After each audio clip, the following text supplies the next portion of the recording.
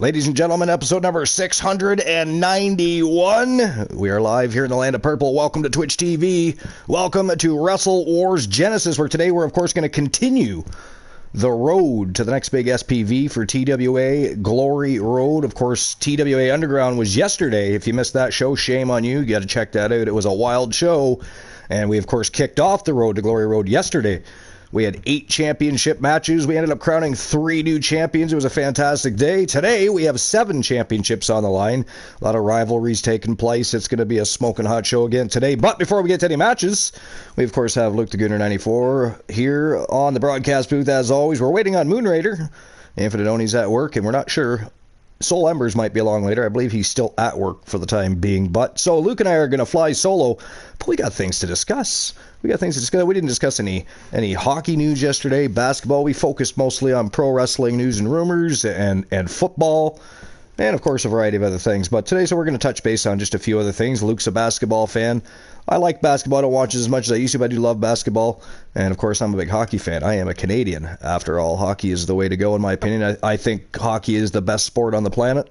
And to be honest, if you look at all the sports across the board, they do have the least amount of problems out of any sport. They don't get in... I mean, you don't see very many problems within the hockey community. You don't see anybody being accused of doping or if nobody understands that, taking steroids or anything else. They're not getting caught betting on games, etc. There's problems within sports these days, and hockey seems to have the least amount of problems out of all the sports. And let's be honest, it's probably the fastest game on earth. It's certainly the coolest game on earth. It's the fastest game on earth, sport-wise. Yeah, coolest for sure. That's, of course, pun intended, because, it's ice hockey. It's cool. It's cold in there, damn it.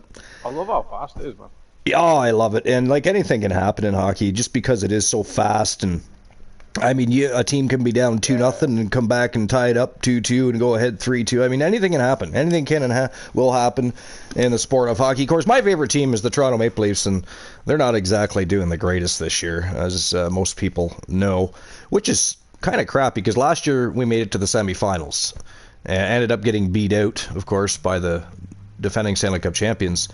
This year, the defending Stanley Cup champions might not even make the playoffs, which is kind of funny. And is that the furthest Toronto's done for a while, like semifinals? That's the best Toronto's done in quite some time. Yeah, making it to the semifinal. This year, though, it's not looking good for a playoff run for the Toronto Maple Leafs. But we'll have a look at the standings. I know, Luke, you're a Detroit Red Wings and a Los Angeles Kings fan.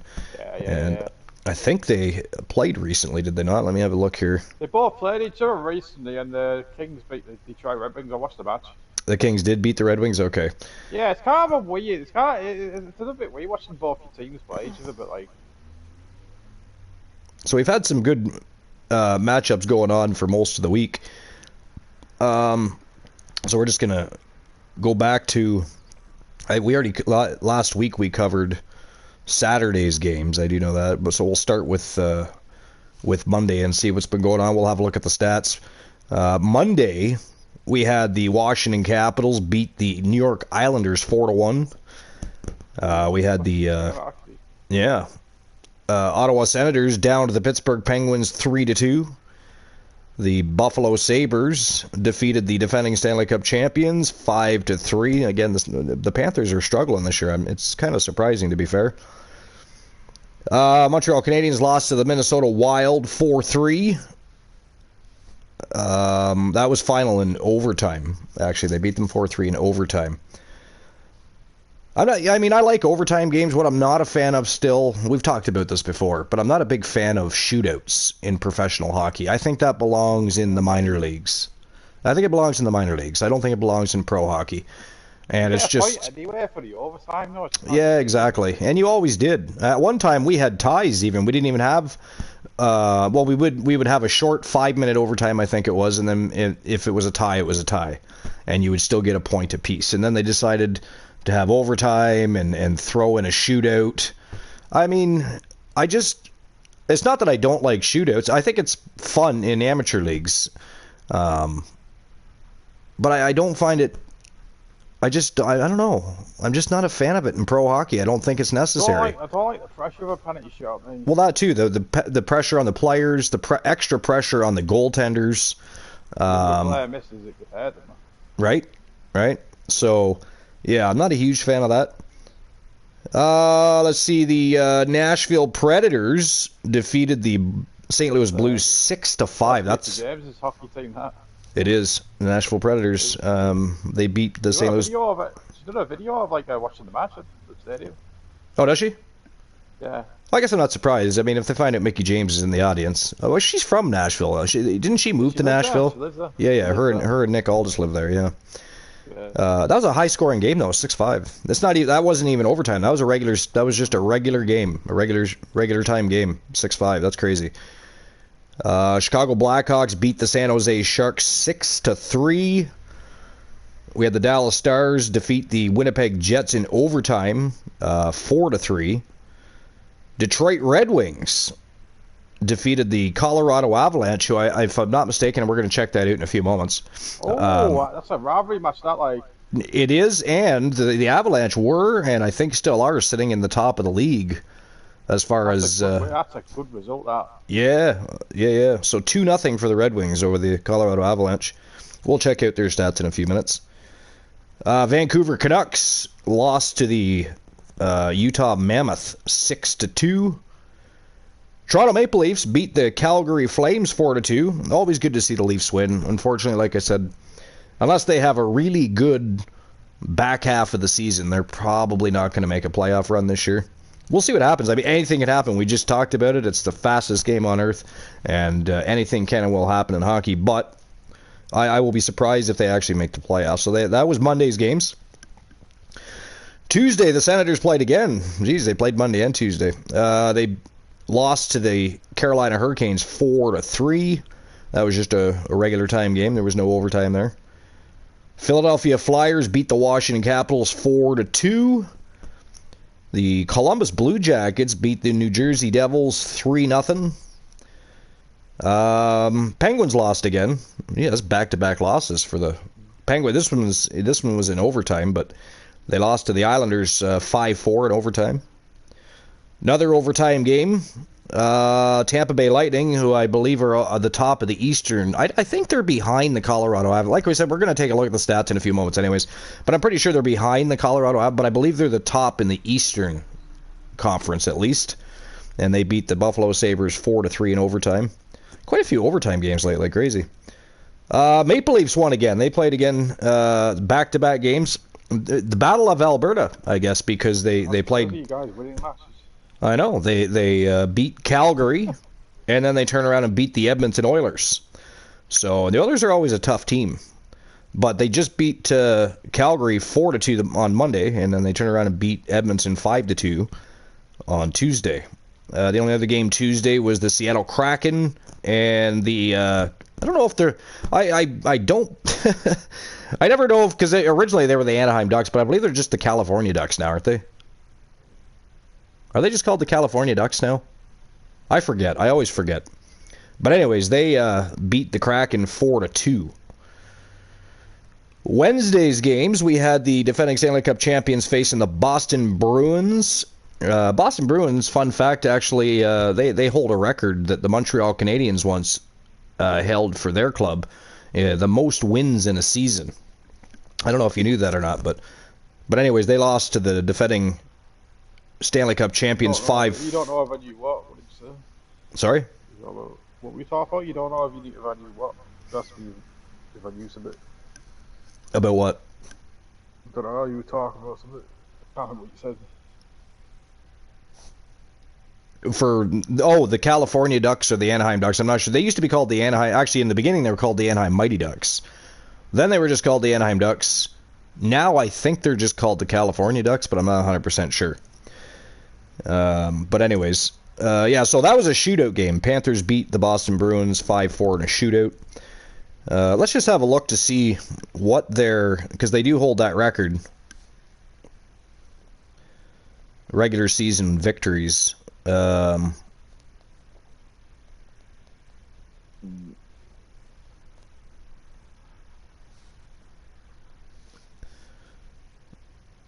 Let's see here. That is not what I was looking up here. Hold on, just give me a second. Record wins in a season.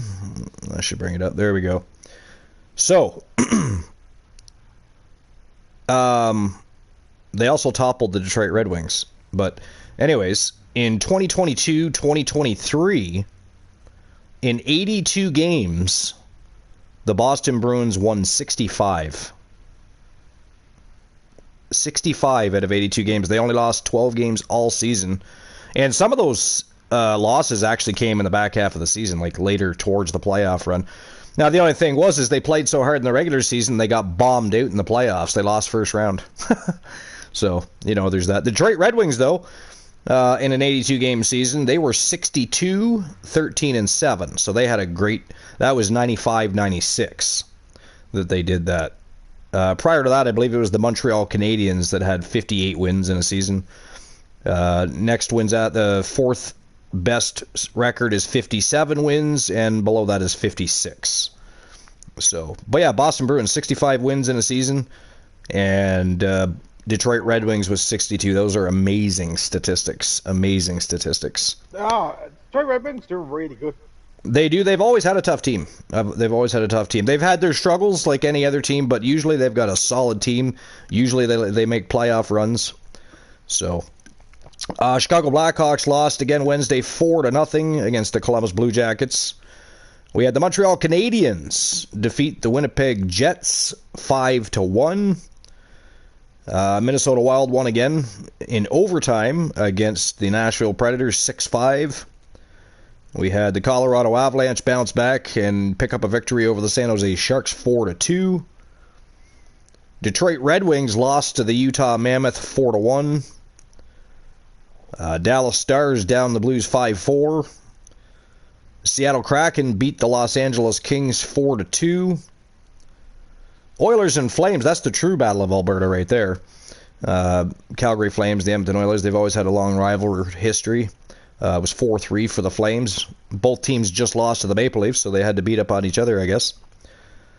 Canucks lost again. Vancouver, good old Canadian teams. They just like those losing records. Lost to the Las Vegas Golden Knights 5-2. And then we had a bunch of games yesterday. Well, not a bunch, but we had a few games yesterday. Let's see. We had the New York Islanders defeat the New Jersey Devils 3-1. Pittsburgh Penguins came back for a victory 5-2 over the Buffalo Sabres. Ottawa Senators beat the Philadelphia Flyers in overtime 2-1. We had the Washington Capitals down the Predators. Predators have been losing a little bit lately, I guess. But they lost 4-2 to the Capitals. Carolina Hurricanes beat the New York Rangers 2-0. Tampa Bay Lightning versus the Florida Panthers, so the Battle of Florida. They're both Florida teams. Lightning beat the Panthers 6-1. That's basically beating the pants off them, for crying out loud. And then the Los Angeles Kings lost to the Las Vegas Golden Knights 4-1. And then, of course, we've got games on tonight. And obviously tomorrow. Tomorrow is or wait, is there games tomorrow? Is this the All-Star break? I can't remember. I think we're actually... I can't remember. I think we're getting into the All-Star break. I don't think there's any games for a couple of weeks. You guys stop the season if it's like for like fucking... Yeah, they and stuff. Well, there's that too. When does that start? It's coming up too. Is it starting soon? No, they don't know. They don't stop the season for the Olympics. They keep playing. But there is an All-Star break. There is an All-Star break. How does that work? Then are the players that are at the fucking like teams, so they just play... They just play without them. As well? Yeah, it's not like they're taking half of a team or anything, right? You know, I just realized I don't have my chat open. I should probably pull up our chat for TWA. Good Lord. Let's see what's going on here. Hitman's in there. What's going on, Hitman? I see you. Hyper Knight Raven, I see you. Promptu stopping by for a visit. Appreciate you. What's going on, guys? How's your day been? Hopefully it's been good. Hitman with 45, 214, unlucky. Today's Lotto's numbers are 10, 25, and 5. I wish I could pin things. It doesn't let me pin messages to the chat anymore, and I don't know why. It's funny because I'm pretty sure my mods can. Pretty sure my mods can. Yeah, I think I can do it because I'm a mod. I think you are. Well, we'll have to wait until you're not in there yet. I don't think, are you? No, I've charged my tablet up. Hitman says this year it's break. Oh, they're breaking for the Olympics this year? Because they haven't in previous years. There's been years where they did, and years where they didn't, so I actually wasn't sure. So they are breaking this year? Do you guys just play without the players then? Because they don't do that. Well, we have. Yeah, we have, yeah. There's international break, don't it? There's definitely been years where that's happened. I just wasn't sure if they were doing it, what they were doing this year, to be honest. But Hitman says there's a break this year. Which makes sense because there's no other, after today, there's no other games until the 25th. So, yeah. Yep. But anyways, we'll get some shoutouts going on here. Hitman's in the house. Hitman needs a shoutout before he yells at us, "Acknowledge me!" TWA. How dare you, Hitman? We are not acknowledging you. 6 to the 24th. Yeah, because there's no other games to the 25th. Yeah, that makes sense. How long are it's now? Is it just the All-Star break, right? Oh, All-Star break is postponed. All-Star break now. All-Star break is postponed until 2027. I didn't know that. I must have missed that information. So this is just a pause. Wow. This is just a pause for Olympic hockey, then probably. Then is that what you're saying, Hitman? I believe that's what he's saying. I believe that is what he's saying. The rest of the games, actually that was the last game. It was the Golden Knights over the Kings 4-1 yesterday. There's no games today. There's no more games till the 25th. And of course Hitman... So is the league stopping then? The league is stopping for until the 25th, yeah. So no Saturday night hockey. How dare they? 25th of what? What's that? The 25th of what? February. It's a week break. When it's all finished. That must be when... Well, maybe the Olympics won't be finished, but maybe that's... like, Olympic hockey doesn't take the entirety of the Olympics, right? So... No, it's all different things. Yeah. Alright, so let's have a look at the NHL stats right now. So I was correct. The Tampa Bay Lightning are sitting in the top of the Atlantic Division. With 78 points. So they're 37, 14, and 4 after 55 games. So there's less than 30 games left of the season. To put that into perspective, the Toronto Maple Leafs only have 63 points. So they are 15 points behind the number one team, and they are 7 points out of playoff contention because they need to. You got to make at least 4 spot in each of the divisions. So they gotta beat out the Buffalo Sabres. They need to pick up some victories. Problem is Buffalo and Boston are both ahead of them, and they're teams that as we get closer to the playoffs, they tend to pour it on too. So we'll see what happens there. The fucking Panthers though is the biggest surprise of the year for me. Again, they're the defending double Stanley Cup champions, and they only have 61 points on the season. Wow, that's not they're bad. Dead last in the Atlantic Division. Now, there are teams doing worse than them, to be fair, right? I mean, you got in the Metropolitan Division, which is also the Eastern Conference, the New York Rangers only have 50 points. They only have 50 points, so obviously they're not making the playoffs this year. Hurricanes have 78 points, so they're tied with the Tampa Bay Lightning for first spot overall. Montreal Canadiens are sitting tied for second place overall right now anyways with the Detroit Red Wings. So Detroit Red Wings are definitely going to be making a playoff run this year. Looks like the Montreal Canadiens are going to do the same. At least we have at least one Canadian team doing well. How many games are left of the season, Mike? Well, there's 82 games, and we're at, for instance, the Toronto Maple Leafs have already played 57. So that means there's only about 25 games left of the season, a regular season. But that's what I mean. For them, like Toronto Maple Leafs are going to have to pour it on because there's 63 points on the season, and to get to 4th spot, they need 7 points. All right, 7 points. So that's 3 wins and a tie. Or well, not a tie. They don't have ties anymore. An overtime win or a shootout win. Whether or not that's going to happen, I don't know. But the top 4 in the Atlantic right now is the Lightning, Canadians, Red Wings, and Sabres. To be fair, the Sabres are only 1 point ahead of Boston. In the Metropolitan Division, you've got the Hurricanes, the Penguins, the Islanders, and the Blue Jackets. The Blue Jackets, however, are tied with the Capitals with 65 points. So it's going to be a battle between those teams. Because, again, you got to get top 4 in each of the divisions. Then move over to the Western Conference.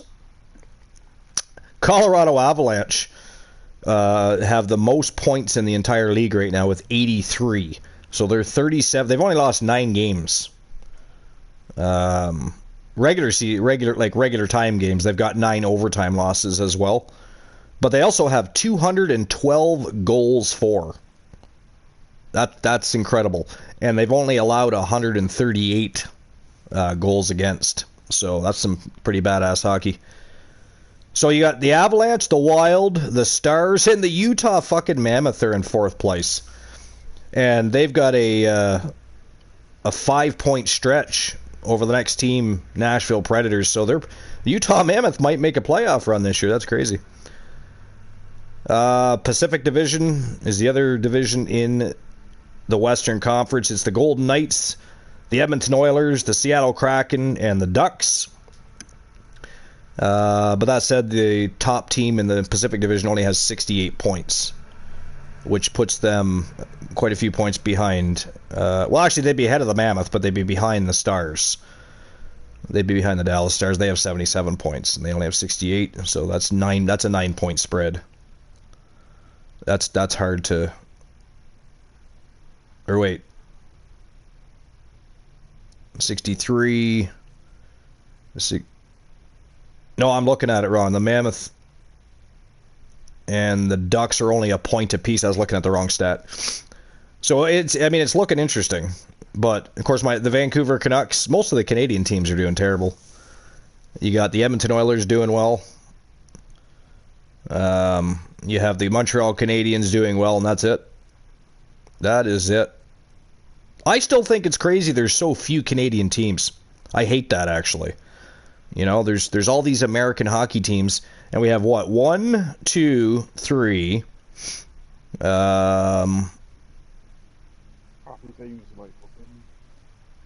4, 5, 6. We only have 7 Canadian teams in the entire league. 7. 7. Which is widely known as a Canadian sport. But the problem is they don't want hockey to be popular in Canada. They're still trying to, for years now, they've been trying to keep marketing it and switching states and moving here and there to try and get it marketed differently in different states so that they can pretty much capitalize on the game. Here we got the Quebec Nordiques with a new arena. They're itching to get back into the league. They haven't been in the league since I believe it was the 94-95 season. Might have been 95-96. I'll have to double check that. But anyways, that's when they moved. They were told they couldn't use their current arena anymore. They needed to have a new arena. They didn't have one at the time. They did fight to get at least one more season, but they were denied. So they ended up moving to Colorado. The same year they moved to Colorado, the Colorado Avalanche won the Stanley Cup. What a kick in the ass that was for all the Quebec fans. You know what's cool, though? I got to give them props because all season long. Now, I don't know why. I don't know if I got to start paying more attention to more than just stats and highlights and the occasional game, because I don't know. The Colorado Avalanche have been wearing the Quebec Nordiques uniforms quite a few times this season. I don't know if they're, actually going to be bringing Quebec back finally, or what's going on. But, I mean, I would love to see that. But, let's see here. All-Star break postponed. I already read that. By the way, Archer, where is my title match? And where was Abyss during his show? He was meant to be on. Well, he won't be on until probably tomorrow. Abyss will be on tomorrow. You'd be happy about the All-Star break. We've had a lot of rivalries going on. Abyss hasn't really had any rivalries. We got to get him cooking on that, I guess. But yeah, Abyss is in action tomorrow. According to Google... What's according to Google? Oh, the All-Star break? Is that what you're talking about, is according to Google?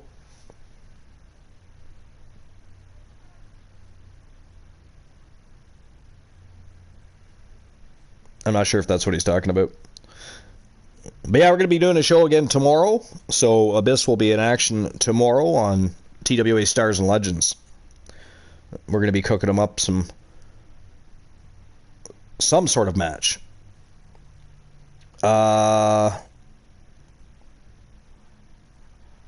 Okay. So yeah, that's pretty much the NHL stats in a nutshell.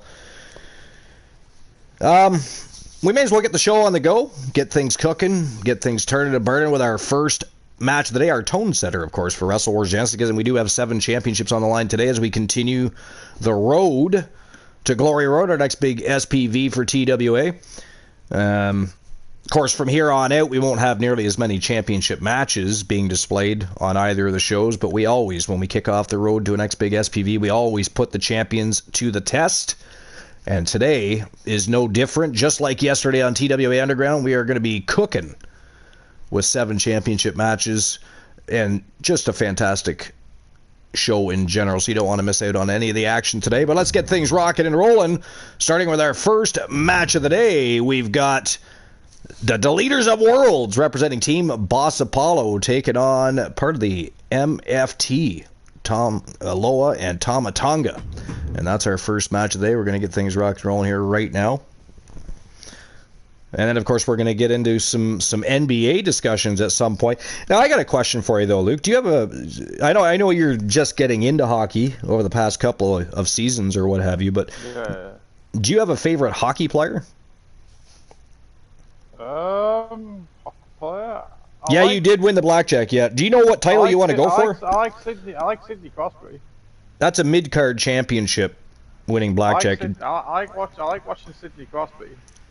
Sidney Crosby? Yeah, I mean, you can't not like Sidney Crosby. That guy's probably one of the greatest players to ever lace up a pair of skates. Favorite player, yeah, but that's one player I do like watching. Sidney Crosby. I like watching Connor McDavid highlights as well.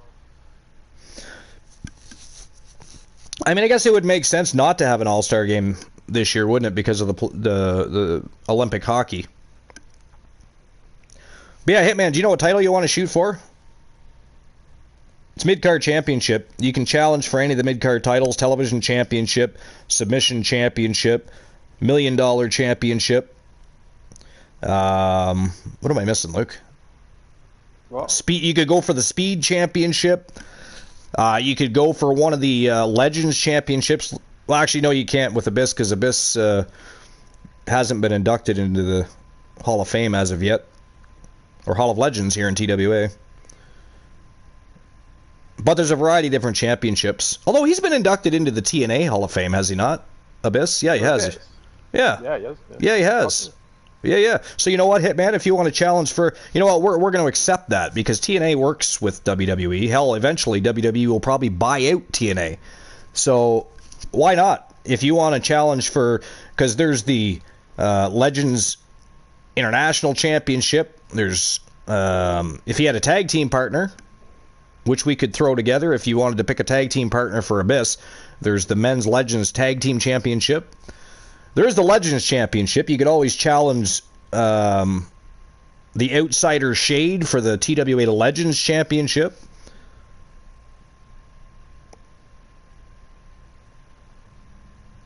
You like him in the NHL, yeah? That's your favorite player? Zibanejad? No, he likes Zibanejad. Oh, okay. Yeah. What's your favorite team though? Is it the team he plays for, or is that just your favorite player and you have a different team that you prefer to watch? All right, here we go. Dark Vengeance, MFT, 2-on-2 action. Let's go. It is showtime and go time. But yeah, Hitman, let me know what you want to do. You can either let me know on here, or you can DM me.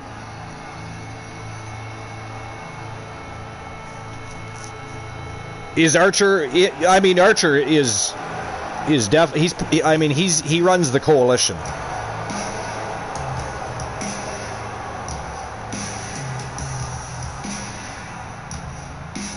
It's a toss-up, but I like the Devils and the Rangers. Well, they're two great. I mean, they're not doing as well this year as they usually do, but You can't pick? Do you want me to just surprise you with a match for Abyss? Because I can do that. You like them equally? Yeah. I mean, I've always liked... I mean, obviously I'm a Toronto Maple Leaf fan. But I also like the Los Angeles Kings. I like the Edmonton Oilers, Calgary Flames, Pittsburgh Penguins. I don't support them as heavily as I do the Maple Leafs, obviously. Yeah, those are teams I like because I just, they've always played good hockey. Would Archer like to go for the Legends Tag Gold with Abyss? Well, that could definitely happen because here's why. Archer does not have a tag team partner in the Legends division because the Coalition members, MJF and Joe Hendry, are not. They haven't been inducted, and nor have they become. They haven't had any Legends Championship accomplishments like Triple Crown status, Grand Slam, or anything there and above. So if you would like to do that, I would not be opposed to teaming with Abyss in the Legends division, and you could most certainly cash that Blackjack win in on the Legends tag titles. So you let me know. We can do that. I have no problem with that. And representing MFT, Tongaloa and Tama Tonga making their way to the ring. Well, right now it's only Tongaloa. Tama Tonga will be right behind him. There's the Blackjack cards for the day.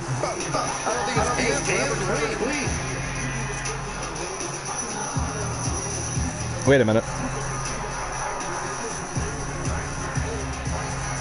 Oh, yes. You got to beat 12 in Blackjack. For a minute there, I thought I was reading the dice. I was like, I don't remember setting the dice to a pair of sixes.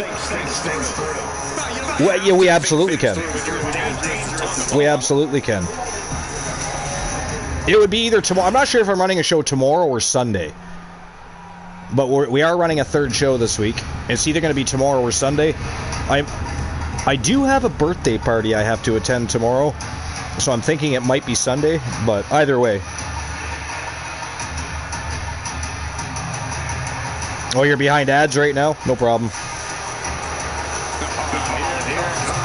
Not a problem. I think I have the ads turned down. If I don't, I probably should. I hate ads. Is there any way to turn ads completely off? I don't think there is now, is there? I don't think there is. It would be nice if we could, though, because some of us don't care about that stuff. We've never been here to make money. I mean, have I earned money on Twitch before? Yes, but we've never been here specifically for that.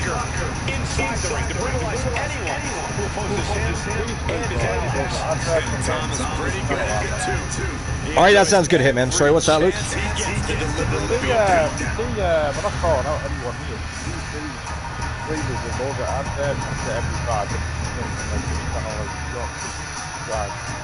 Well, yeah, I know. Some channels are plagued full of ads.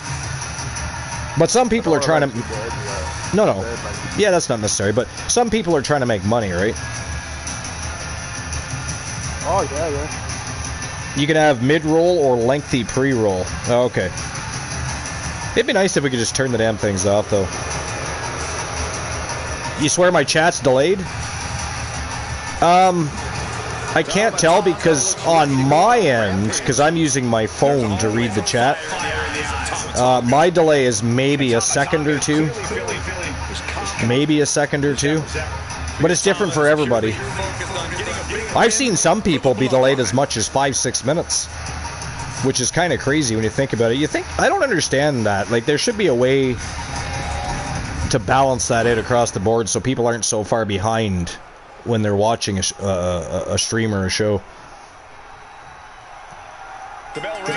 Turn Luke up. He's quiet as fuck. Apparently you're low in volume, Luke.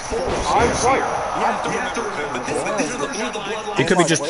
Is it the volume on your headset, maybe? Or not your headset, but...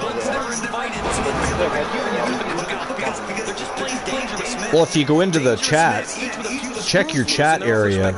You can click on your thing and turn your own volume up. Maybe that's the problem. I answer stuff way after I tell you something. Yeah.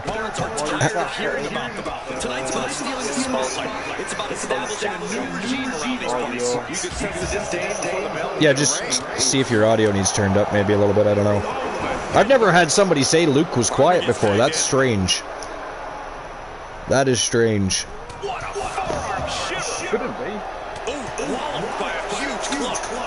So what would you say your delay is? Try shutting your try shutting the show off and turning it back on and see if it helps it any. I don't know. That might help. But lag is always an ongoing issue when it comes to Twitch. I don't think our YouTube shows have very much delay at all, really. Not that anybody's ever said before, anyway. Now, do you guys get ads on YouTube too? I've never asked. Show on YouTube, do you guys get ads? Is there ads that pop up or no? Even weirder is prior to that, he was loud enough. Oh, well, he could have just maybe, I don't know.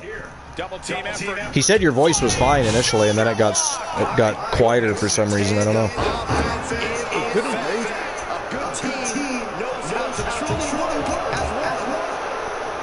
If I close it, I get an ad before coming in knowing... Yeah, probably. That's true. You don't want another damn ad. I am going to double check that later, though, and I'm going to turn it down as low as possible. I don't need to generate anything from ads, so if I can generate as few ads as possible, that's all I'd be aiming for. That's all I'd be aiming for. But anyways, what's everybody up to today? Before we get into the NBA talk, I know Luke wants to talk about NBA because he's a big fan of the Houston Rockets, so he's going to want to discuss that. I've always been a Bulls and Celtics fan myself. I mean, Bulls probably for obvious reasons. I mean, my generation loved the shit out of Michael Jordan. Well, I mean, I think everybody likes Michael Jordan, but you know, when I was younger watching basketball, he was the creme de la creme in basketball, right? At the time. I mean, the man has 6 championship titles under his belt, so countless scoring titles. I hate the LeBron James versus Michael Jordan conversation. Here's the thing, though. Why can't we just enjoy both? Because LeBron James is one of the greatest players to ever live, and he currently is probably the best NBA player, period, right? But Michael Jordan didn't play as many games as LeBron James. So LeBron James, he has outlasted Michael Jordan, which is an impressive feat, by the way, because he's still playing top-notch at his age, right? That's fucking phenomenal. But here's the thing. If you break down statistics, in the same amount of games played, the same amount of games that Michael Jordan played, and at that same time frame that LeBron James, Michael Jordan had over 5,000 more points in that same time frame than LeBron James did. So let that sink in for a minute. That's like what, 3.5 seasons of points or something like that. It's quite large. But I mean, it is what it is. People are always going to debate it. But if you watch the style of play between the two as well, in my opinion, Michael Jordan was also the more exciting player to watch. I mean, that guy flew. It's like gravity did not affect that man. You know? So, but LeBron, I also like LeBron James, though. So I never knock LeBron James because he has outlasted Michael Jordan. He has now scored more points than Michael. Again, he had to outlast him to get that scoring title, right? Because again, well, different title. But here's the thing: when you talk about different eras, basketball was a tougher sport to play when Michael Jordan was playing. With all the new rules and regulations, you don't have to worry about half the things happening to you on a basketball court that Michael Jordan did. So there's that too. It's not like LeBron is playing in a harder era, you know. But that's neither here nor there. It's neither here nor there. It is what it is, and nobody else is doing what LeBron's doing. Nobody else is doing what nobody else has done what Michael Jordan did. So they're just flat out LeBron James absolutely is the best player in the league. He's the best basketball player in the world right now. Now, I fully believe Kobe Bryant would be if he had still been alive. That's my personal opinion. Yeah, I think he would have came back, though. I think he would have came back. But he wasn't that old. Now, he was focused on his children, and you know,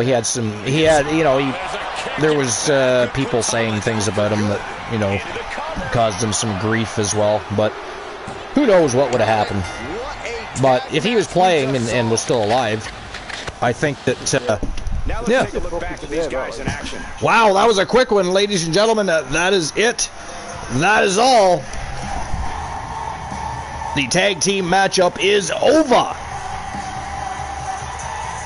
Over, I say. So, ladies and gentlemen, the winner of the tag team matchup, representing Team Boss Apollo, Joe and JoJo Davis. They are now known as Dark Vengeance after leaving Rocky Cross's Death Authority, which, by the way, are now known as Dark Vengeance. And I just said that was Boss Apollo's team name. They are Deleters of Worlds. My apologies. Joe and JoJo Davis are Deleters of Worlds. Not Dark Vengeance. That is the team of Rocky Cross and Mad Dog, and of course they're affiliated with the Vision as well.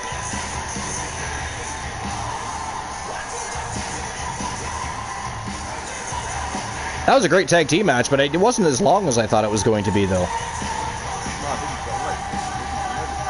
No. I mean, it wasn't quick either. It's not like they were over and done with in 3 minutes, but I just, considering who was in action, I thought the matchup might have been a little bit longer than it was.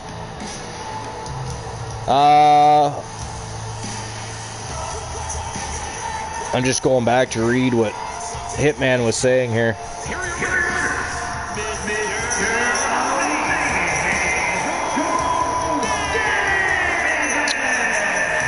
That's dependent on YouTube and your sub account and so. Oh, okay, I didn't know that. Okay. I mean, it doesn't really answer my question still, but a big win for the Leaders of Worlds. Congratulations to Team Boss Apollo. I'm a fan of the current champs. Was for years. But my all-time favorite player was Jordan's final opponent, more or less, when Jordan played for the Wizards. Okay. Kobe is why I'm an NBA fan, no joke. Well, Kobe Bryant was amazing. Kobe Bryant was amazing. It's still. Yeah. Question of the show. Who had the better promo on Monday Night Raw? Was it Roman Reigns or CM Punk? And it doesn't say this in the question, but did you enjoy their promo? I actually did. I was surprised how well Roman Reigns hung in there with CM Punk.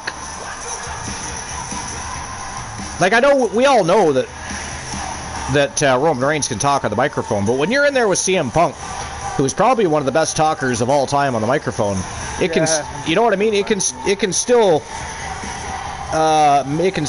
mess with you. He can still get in your head. Yeah. But did anybody else watch Raw? And if you did... Yeah, I did, yeah.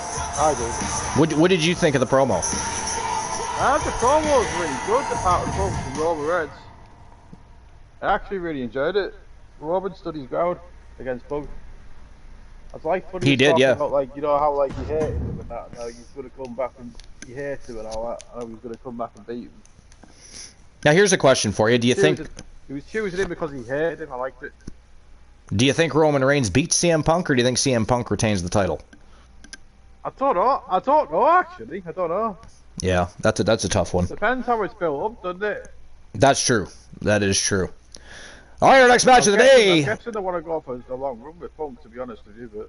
Also in the tag team division, Cody Rhodes and Luke the Gooner. Team Arsenal taking on Rocky Cross and Mad Dog. Dark Vengeance is our second match of the day. This should be a bit of a slobber knocker.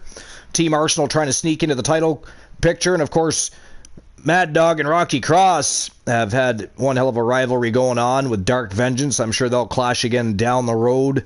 They've got the Vision on their side, which means they're going to be trying to get into the heads of the coalition like they have been for weeks. There's going to be a lot going on in the tag team division, though.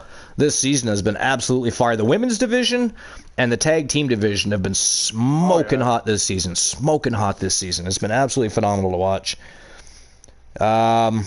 But anyways, here we go. Second match of the day. Team Arsenal. Dark Vengeance. Let's go. Good question. I have a hard question. Does Roman Reigns beat CM Punk at WrestleMania? Well, the question of the show was actually who had the better promo, Roman or CM Punk. But I just added in there, if you think that CM Punk or Roman Reigns wins at WrestleMania. At least I assume WrestleMania. I believe they're talking WrestleMania main event here, so.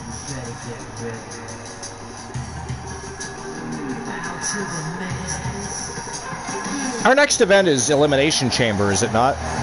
PLE was? Yeah. For WWE? Yeah, that's what I thought, yeah.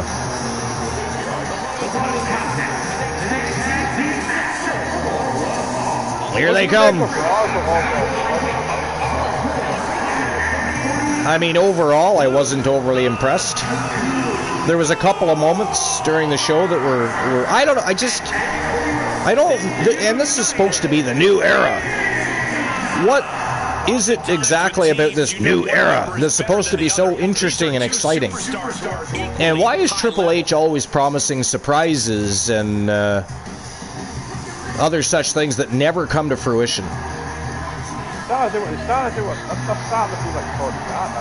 Right? Like, look at the Royal Rumble, for instance. Was our surprise Brie Bella? Really? I mean, no thanks. No offense. To anybody that likes the Bella Twins, no offense. I just have never liked the Bella Twins. I've never thought they were that good. Back in the day, I did think Brie was better than Nikki, but... You know what's funny though? Brie actually looks better than Nikki Bella. Yo, Saint Boys, what's going on? Welcome in. Appreciate you stopping in. What's new and exciting? Funny you say that. Wrap up. Brie looks better than Nikki Bella, so we should came in that way. They're here. Yeah. Well, I've always thought Brie Bella was better than Nikki. I just, I didn't care for them as a tag team. I don't know. I wasn't a Nikki Bella fan, that's for sure. I think everybody started to like Brie Bella a little bit at least because of Daniel Bryan at the time. But but I do think she was the better wrestler when you compare Nikki and Brie. Are you also going to play? I mean, I don't play anything, sir. We don't play here.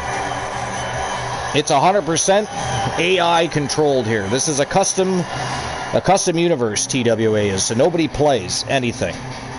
And no, I'm not going to jump out and get 26 because for the past few years we've been plagued with problems and issues, and I'm not going to run out and waste my money right away because 26 will be no different.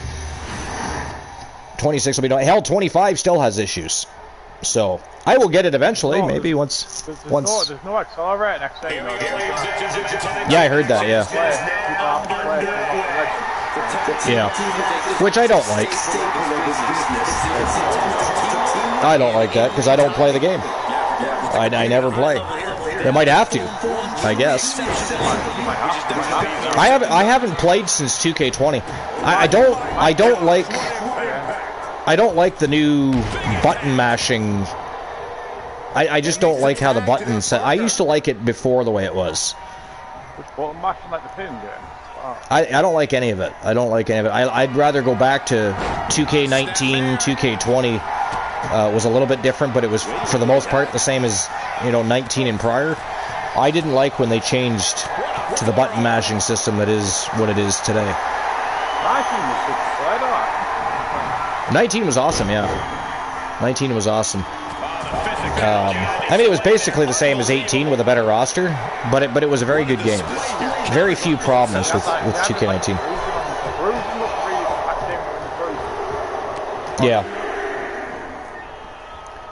Yeah. So, but anyways, So that game kept me going. So Saint Boys, we've been talking a little bit about basketball here. Do you like basketball? If you do you have a favorite team or player? Made it for the tag. Of all time, catches the side of the head. Yeah, mine will always be Jordan for favorite of all time. But I mean, there's others I liked: Kareem Abdul-Jabbar, Kobe Bryant, LeBron James. I loved Larry Bird. You know, Larry Bird was a phenom. That guy could shoot from anywhere. He was spectacular. Yeah. I know our universe will thrive in 26 with the improvements we getting. The problem is, with as many improvements or quote-unquote improvements they make to the game, there's always things that they break. So although I will get 26 at some point, I'm sure, I'm just not willing to run out and... Can't get it without a PS5, anyway, so. No, well that's the thing, I gotta get a PS5 too. I'm still on a PS4, so I need to upgrade. Looking helpless right now. And get a PS5, which is my plan. Top rope to inflict more punishment across the top rope. It is my plan. Oh, look at this blitz. You get right, high, low. Oh, Well, PS6 won't be out till 27, 28. tags into the match. So, we got time. And he got to his partner. My favorite is Kobe. Now it's Holmgren, and my team forever is and will be Oklahoma City. Has been since like 08. Well, if you want Hendry, you better pre-order it. I mean, I have Hendry, and I didn't pre-order anything. There's always ways, right? But I don't actually don't have a PC. We do have a laptop. I don't utilize it much for anything, though. I play console. You got play.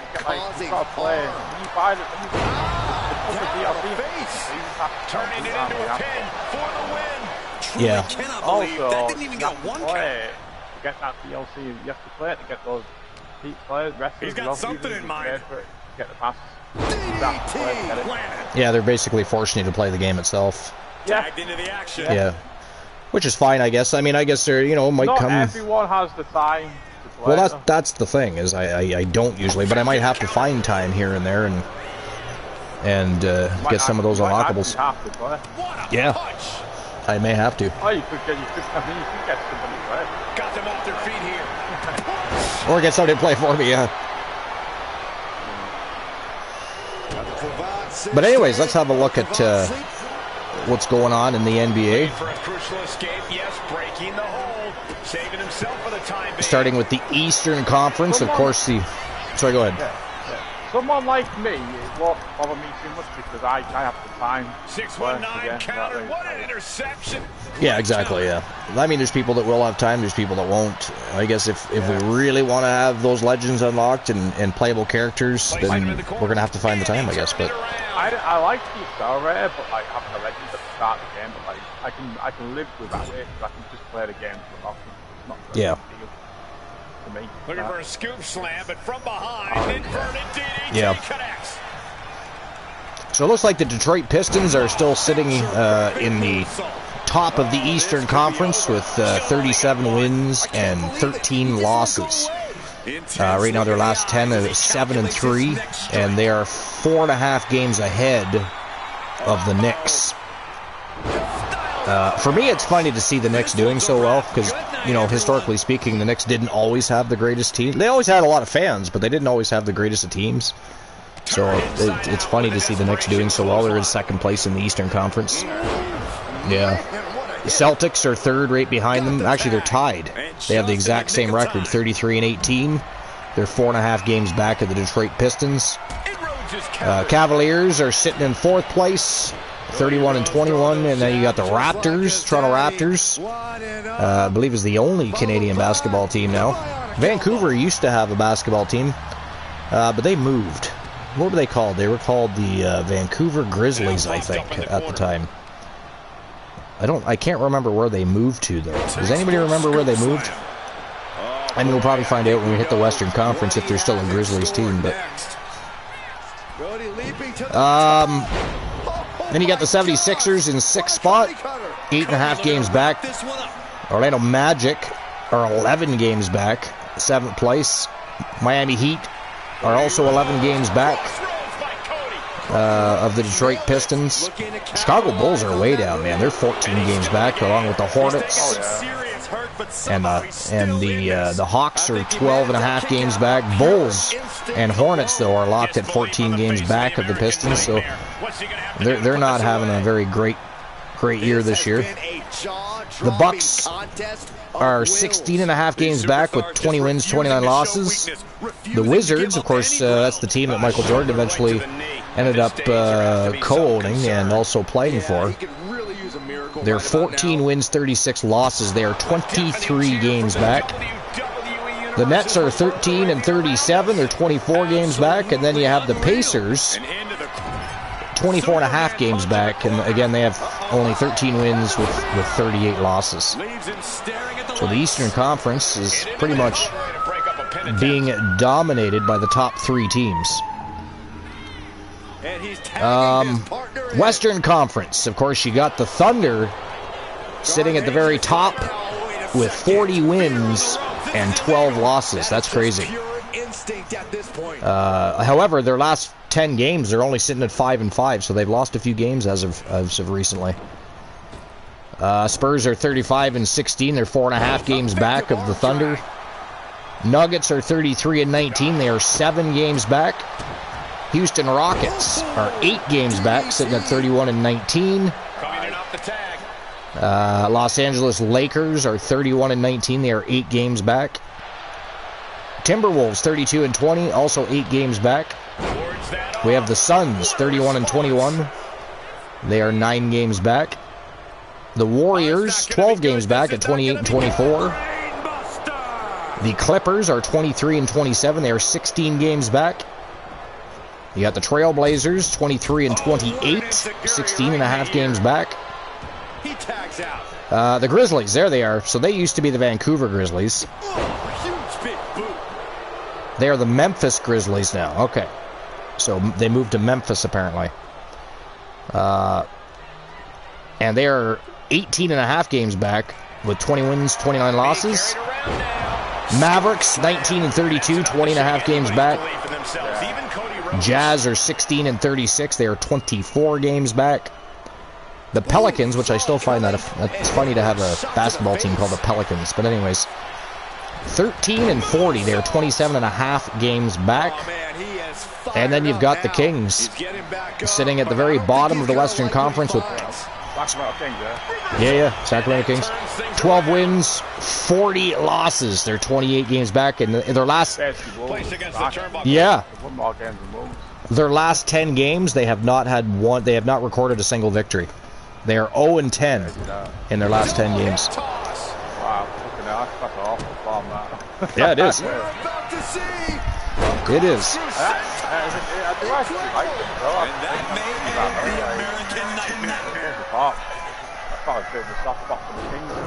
Yeah. That is awful. Yeah, it's not great.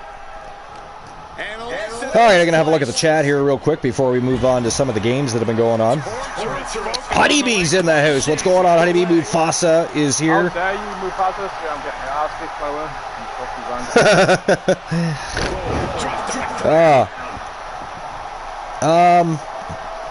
Hitman had already confirmed that they were the Memphis group. I wasn't looking at the chat at the time. I was going over the stats, so... Yeah, so Memphis used to be Vancouver. They just couldn't sustain a team in Vancouver, apparently. So we only have one Canadian basketball team. I don't know what the ratio is of Canadian players in the NBA, but I mean, if you look at the NHL, for instance, Canadians dominate, basically. Look at last year's Stanley Cup team. There was 11 Canadians on the team that won the Stanley Cup. So they do dominate on many teams as far as hockey goes, but I don't know what the ratio of players from Canada are in the NBA these days. I'm not really sure. I'd have to look that one up.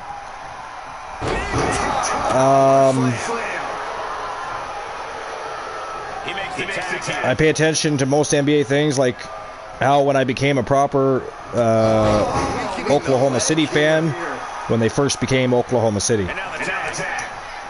And hey, back to you, Honeybee, by the way. How's your day going? What's new and exciting? Tell us your thoughts on Madam MJF becoming the new TWA Speed Champion. Wow, somersault on Prettier broke up quick by Luke the Gooner, though. Was looking to take out Cody Rhodes. He was. Rocky Cross looking to end Cody Rhodes' evening here. This is nothing short of disturbing. Oh, so frightening. I'm still catching up on my shoutouts, for crying out loud. Did have finally updated the commentary team on 2K? Well, I hope so.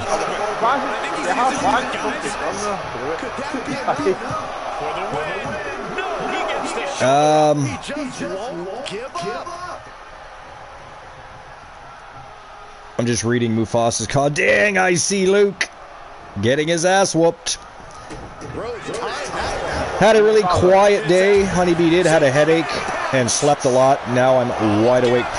Yeah, that was me yesterday. I mean, I still don't feel the greatest today. Luke and I were chatting this morning, but then I actually ended up passing out after we got off the call for a while.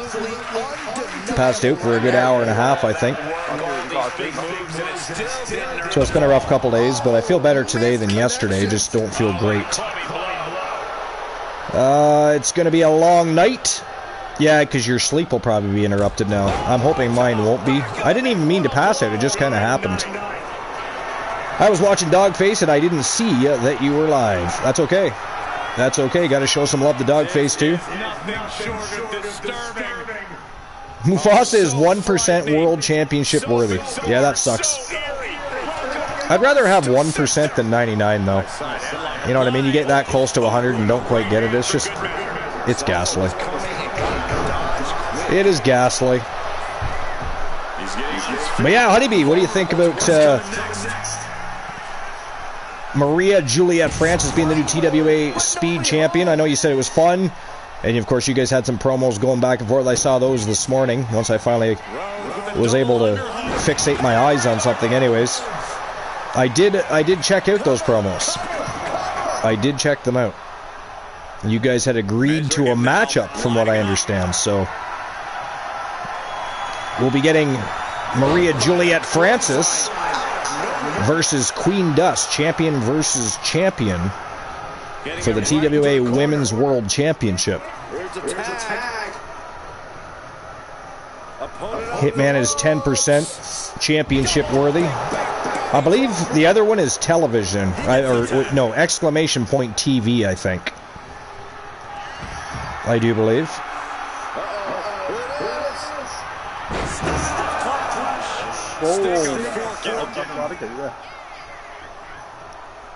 Gooner looking to take out Mad Dog.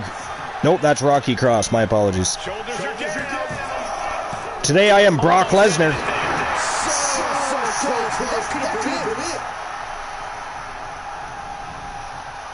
I am dressed as a reindeer. And I am driving a Model A. Brock Lesnar would probably break the Model A. I don't know about that. 77% championship worthy. Jumped right up there already. You kept messing that up? It happens. It happens.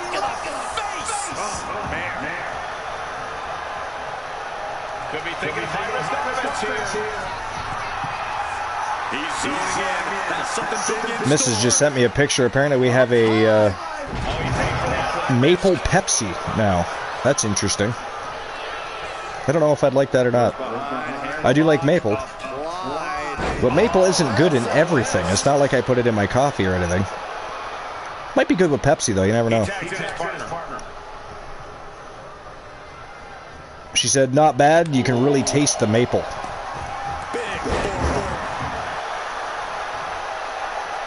Interesting.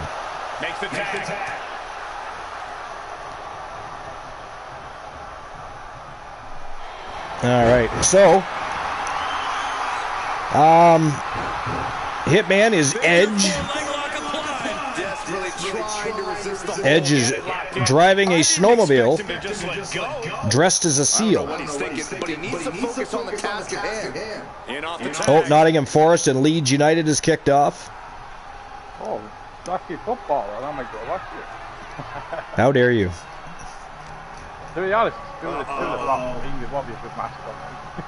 we got a rated R seal on a snowmobile. Hell yeah.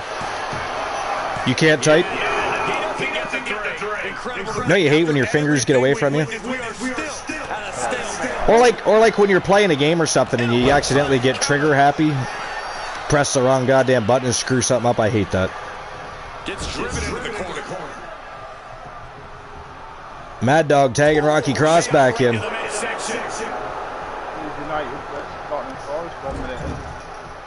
Yeah, they just started, yeah. They just kicked off. They just kicked off. All right, so let's have a look at some of the NBA games. Starting with Tuesday's games, you had the Boston Celtics over the Mavericks 110-100. The Bulls lost to the Bucks 131-115. The Thunder down the Magic 128-92. 76ers beat the Warriors 113-94. Suns beat the Trailblazers 130-125. And then we had Wednesday's games. We had the Nuggets lose to the Knicks 134-127 in overtime. Timberwolves edged out the Toronto Raptors by 2 points. That must have been a ghastly game to watch. It was 128-126. To lose by 2 points must have really hurt. Not gonna lie. Pelicans lost to the Bucks 141-137. That was in overtime as well. The Celtics beat the Rockets 114-93. The Thunder lost to the Spurs 116-106. Grizzlies beat the Kings 129-125. The Cavaliers beat the Clippers 124-91. And then we had some games on yesterday. The Nets and the Magic played. It was 118-98 for the Magic. The Wizards beat the Pistons, who are top of the league, by the way. Beat the Pistons 126-117. That's interesting. Toronto Raptors beat the Chicago Bulls 123-107. The Hawks beat the Jazz 121-119. Cody Rhodes going upstairs. Rocky Cross doesn't see him. Here comes Cody. Cross body from the top rope by Cody Rhodes. It has been a hell of a match.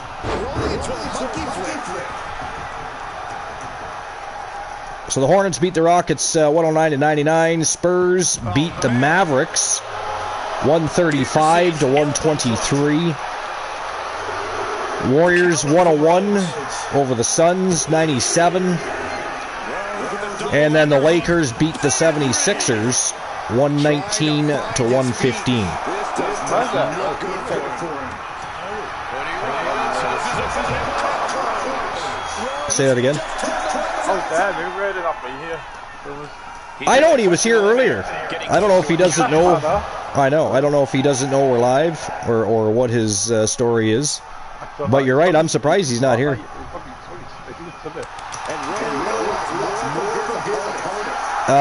Hitman says my football team got eliminated from their championship contention after losing 3-0. Who's your football team? You know why he said 3-0, so we're going to assume that it's actual football. The one they actually use their feet to play. Yeah, the actual football. Yeah. I mean, don't get me wrong, the NFL uses their feet, but that's for running. And the occasional punt kick or field goal. That's it. Yeah. To be fair, it's actually called gridiron football, but still, the football doesn't make any sense. If anything, it's like pigskin combat or handball or something. I don't know. Mufasa says, I have enough to sign someone to a contract, and I'm thinking about signing my new character to TWA. Interesting. Somebody new coming from Team Mufasa HCC. Juventus, I don't know how to pronounce that, but they're in Coppa Italia. Juventus, okay. The J is silent.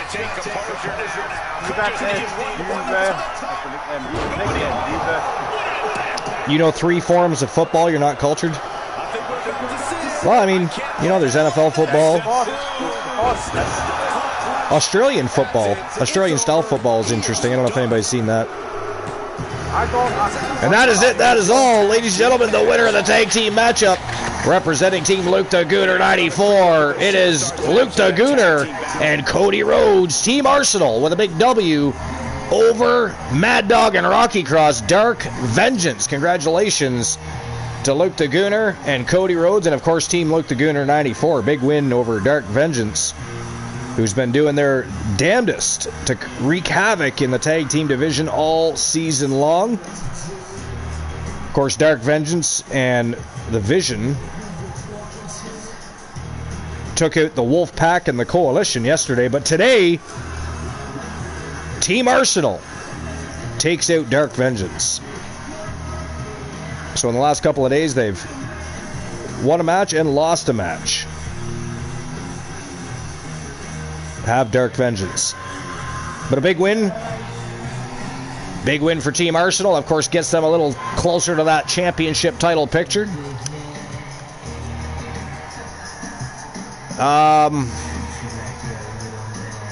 Rhea Harrow. Ooh, another female being added to the TWA roster. I wonder if she'll team up with Anna.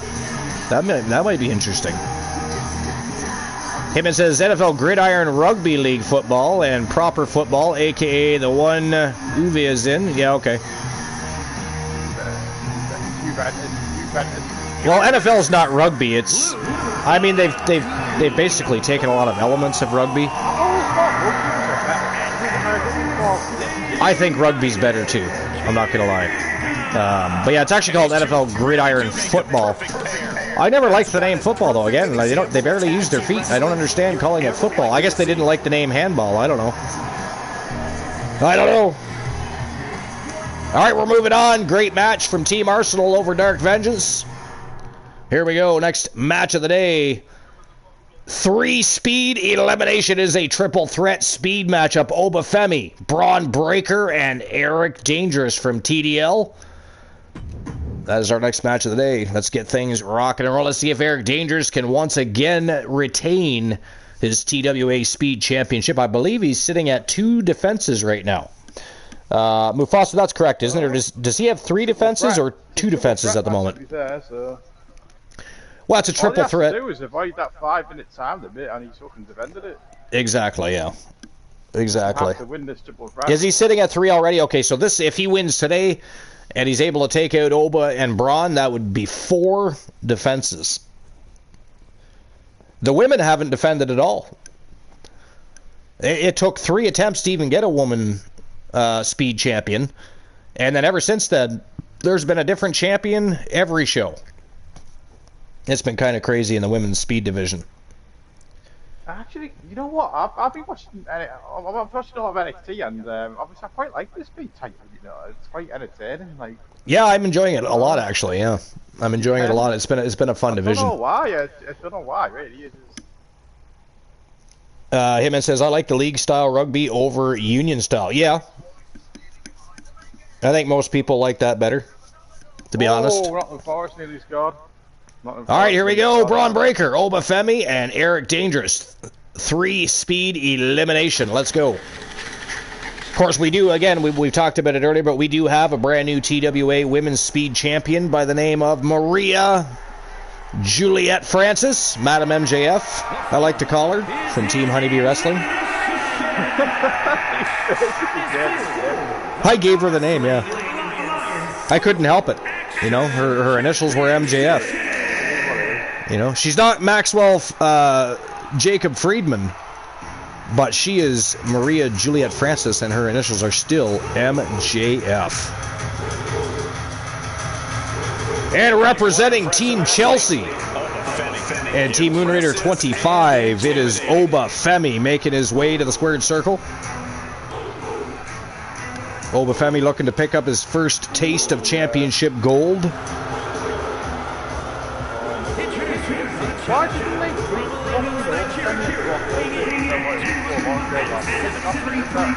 I mean, to be honest, I would have had Oba Femi continue eliminating people until he almost reached Brock Lesnar's record, and then I would have had Brock come in and eliminate him.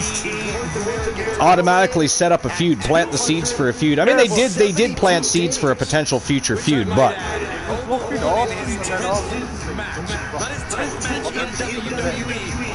yeah. Yeah. To be fair, it did take two people to take out Oba Femi, did it not? I'm pretty sure it did.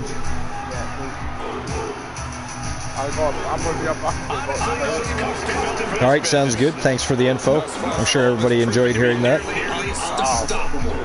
How dare you, sir. The facilities. There you go. Alright, we need a shout out for Honeybee Wrestling here. Facilities is a Park West. What's that? Facilities is a Park West. Right. Well, I mean, facilities is just, it can mean a variety of things, but most people, when they say they're visiting the facilities, it's usually the washroom. And here comes Braun Breaker representing the Vision. Of course, the Vision, again, they're affiliated with Dark Vengeance and Team Rocky Cross. Braun Breaker looking to grab some championship gold again. Earlier in the season, he was the TWA Underground World Champion. Would love to strap more gold around his waist.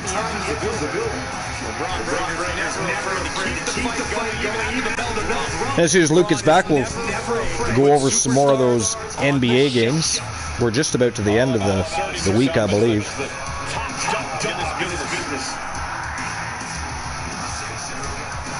NRL is more in line with Super League in the UK. Oh, okay. I didn't know that, actually. I did not know that. I did not.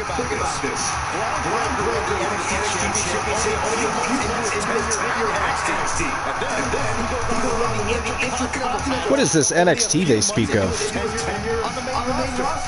The B teams, I think they're smoking some crack. I have no idea what they're talking about. This is why they are the B team. We are the A team. We are the A-listers.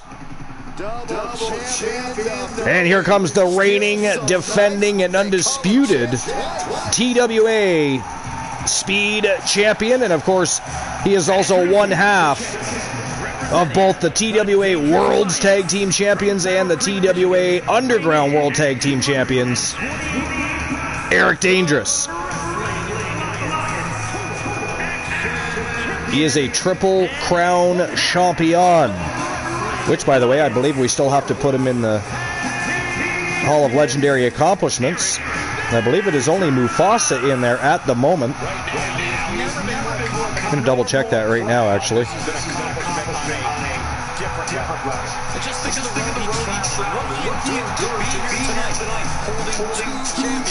Let's see. Men's Triple Crown. No, Eric Dangerous is already in there. That's right, because Eric Dangerous and Mufasa first got in as Triple Crown champions by winning 3 tag team championships in a row. They held all 3 at the same time. That's right, too. For some reason, I thought it was only Mufasa in there. I was incorrect. But I do remember that. Wow, speared him right off the hop. Holy shit.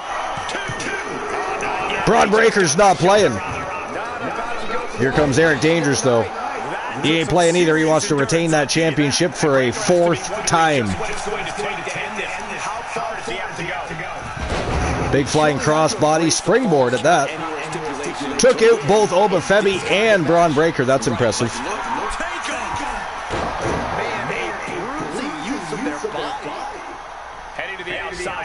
Eric Dangerous will put it all on the line to retain that gold.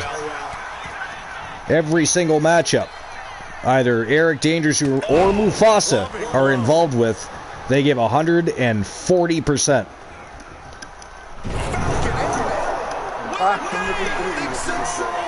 Braun Breaker looking to take it Obafemi again.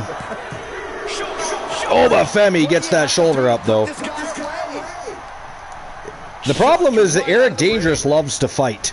If I was Eric Dangerous, I'd step to the side and let Braun and Oba go at it. And whichever one of them was left over, I would just take them out. Oh! Shit! Big powerbomb from Obafemi.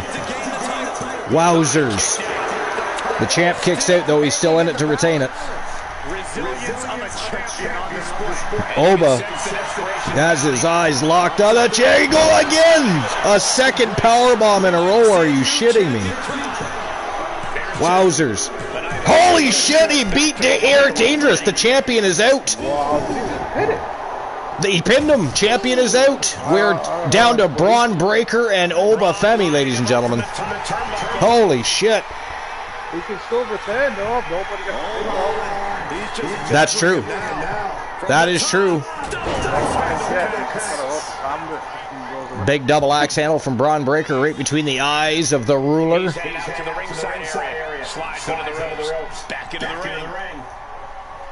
I think Braun's going to be looking to spear Oba again. That'll be the second spear. I mean, he speared him right off the hop at the beginning of the matchup. Right at the beginning of the matchup, if anybody missed it.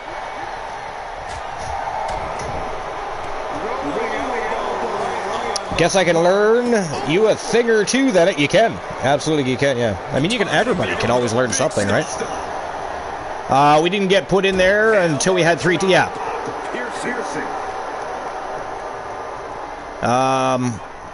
Next show is TWA Stars and Legends, yeah.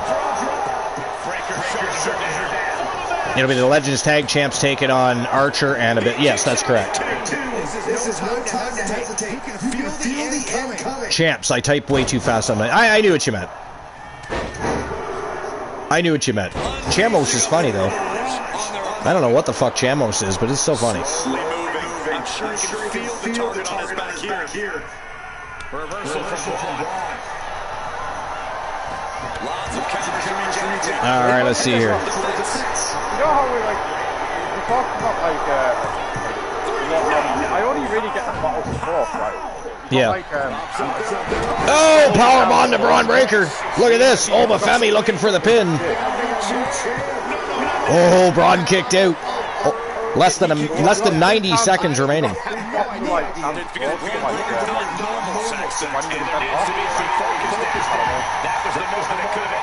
What do you... Oh, shit!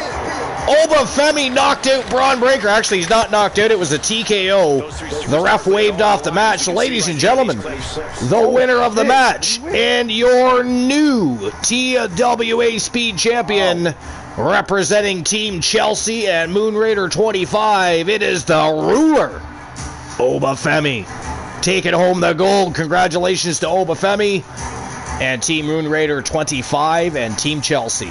That is a huge win. Beat Eric Dangerous and Braun Breaker. And this is a guy that got speared right off the hop as soon as the match started by Braun Breaker. That's insane. No, TKO. Wow. Ref called the match. He wasn't completely knocked out. It would have been a TKO. Technical knockout. Technical knockout and knockout are different. Oh, wow. Did it with a steel chair, to be fair. Did it with a steel chair. But in a 3-speed elimination, that is legal. I'll be alright. You're about to see.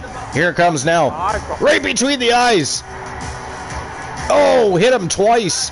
Once between the eyes and once in the hip. Referee called it TKO.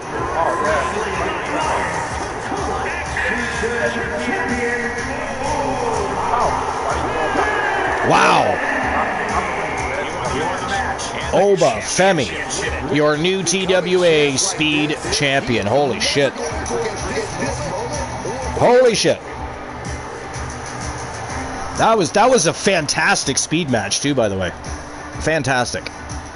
I haven't gone over the rest of the NBA games yet because you were preoccupied visiting the facilities. So we'll get into that in just a few. Moon Raider, you just look at the screen, Moon Raider. I don't know if you have the show up or not, but you want to pull it up and have a look at the screen right now, sir.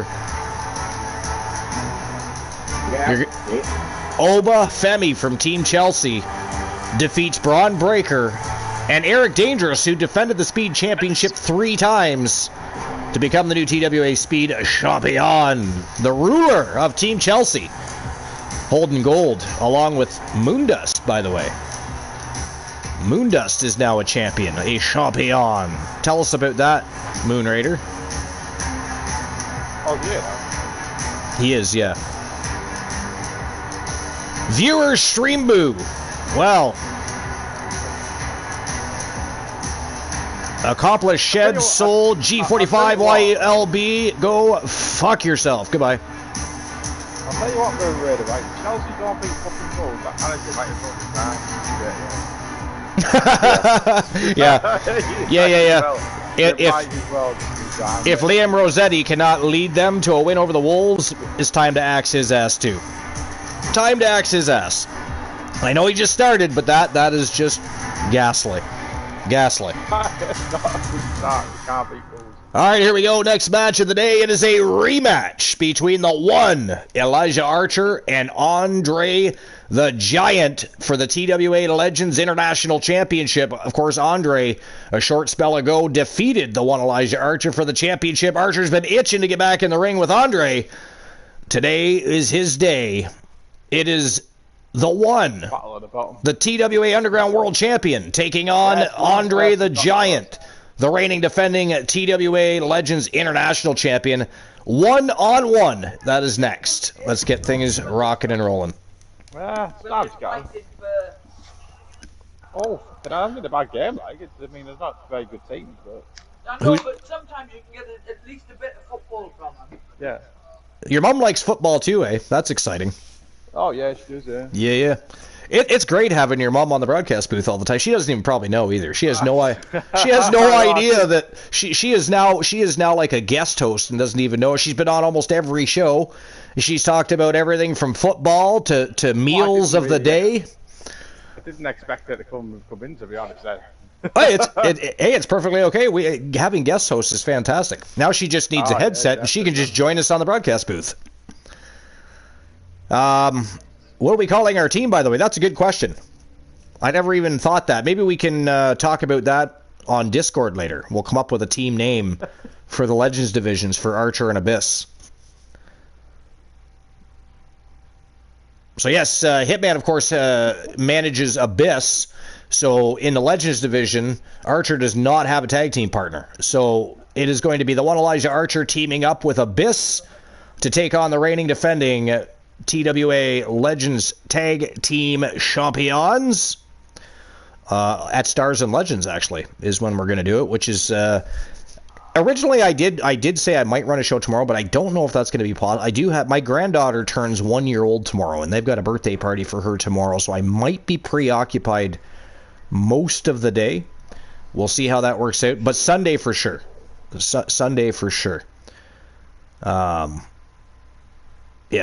But anyways, right now, the reigning defending Legends Tag Team Champions are Sid Justice, and Jack Stone are holding those titles at the moment. Don't buy on the broadcast booth. Andre and Jack.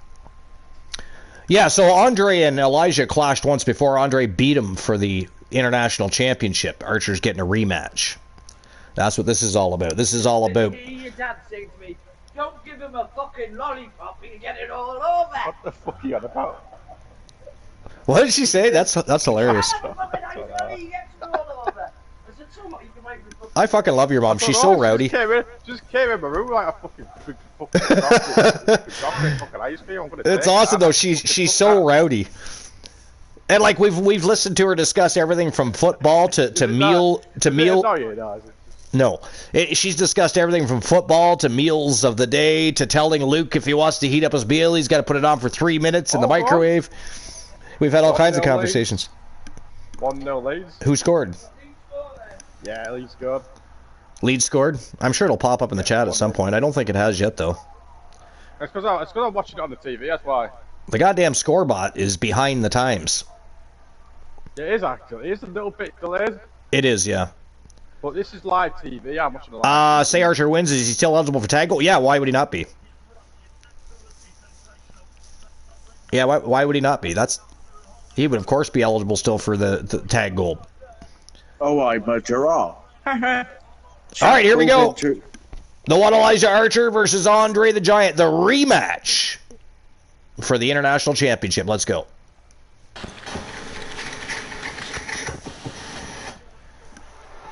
I'm John Moxley. I've been transformed into a giraffe. Nice. What are you driving?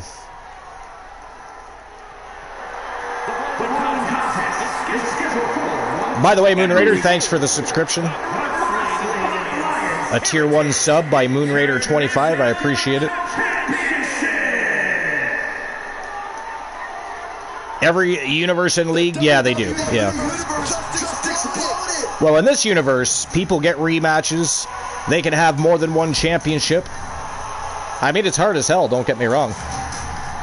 Here he comes. He is the reigning, defending TWA Underground World Champion, the one Elijah Archer. Looking to become a double champion here today. Wants to take out Andre the Giant. Wants some vengeance. After Andre beat him for that championship just a couple of weeks ago.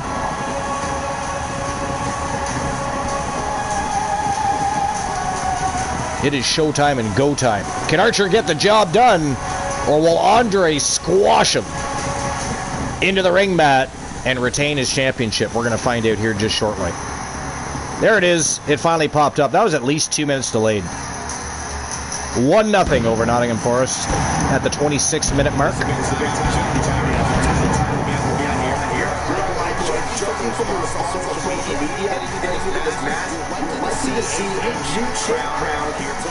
What do you guys think? Elijah Archer or Andre the Giant? Who's winning the rematch? Will Andre retain?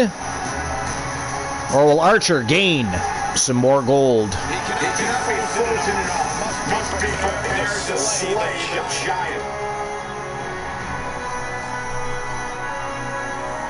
I don't think he's getting... The B team sucks, don't they? I mean, even if you beat Andre the Giant, you are never going to slay the Giant. You are not slaying anything when it comes to Andre the Giant. You ghastly assholes. Here he comes, the 8th wonder of the world, Andre the Giant, the reigning and defending TWA Legends International Champion. Looking to take out the one Elijah Archer again.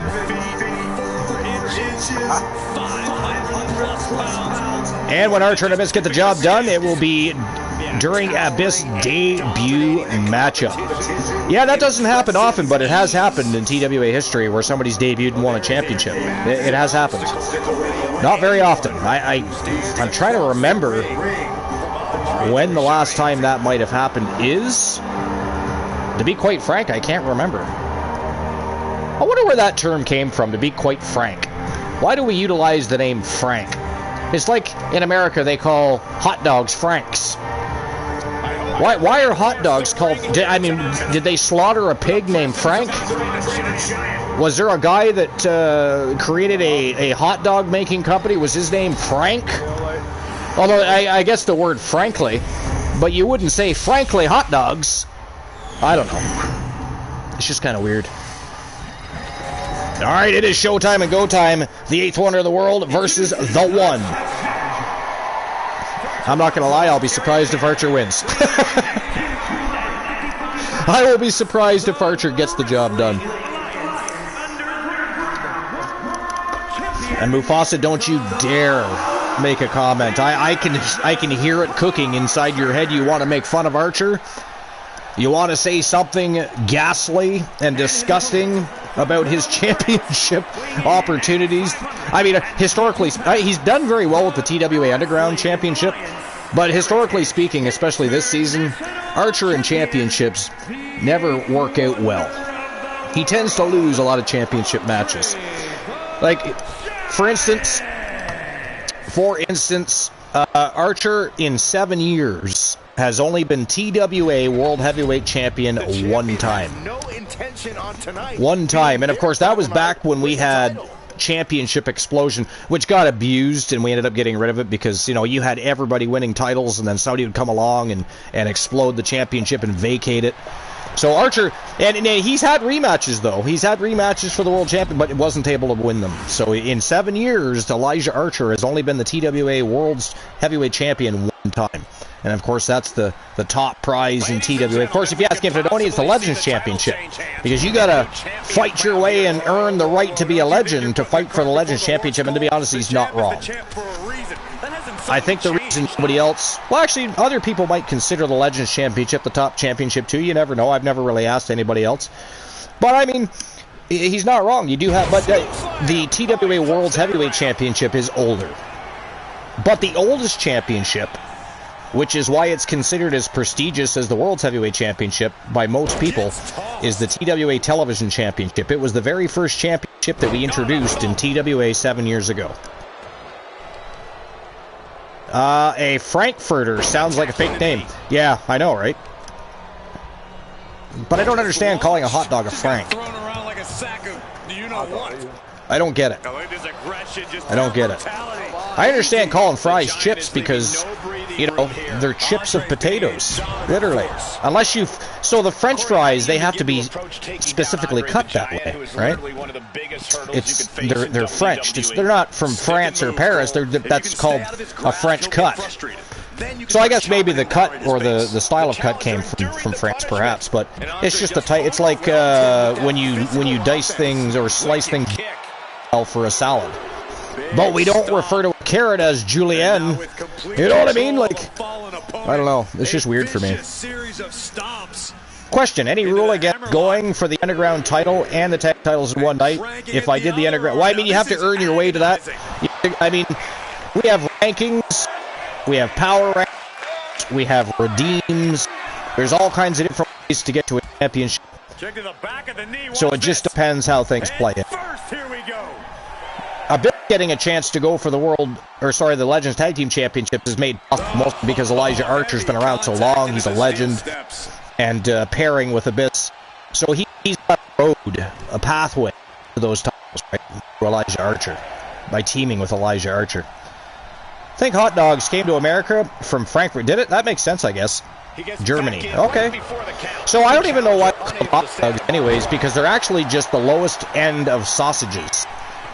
You know, you have an actual sausage, and then you have hips and assholes that throw together the worst part of sausages that they don't use, and they put it together as a hot dog, or what we call a hot dog.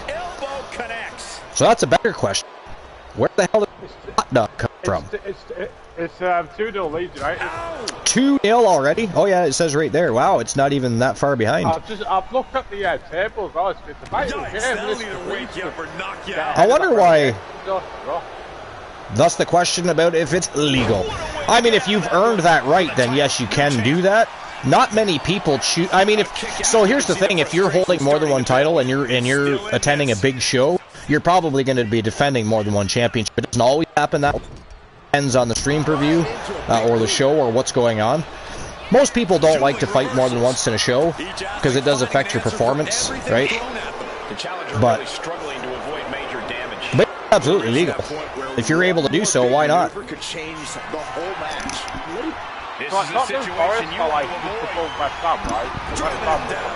My mic is cutting in and out. Does anybody else hear my mic cutting out?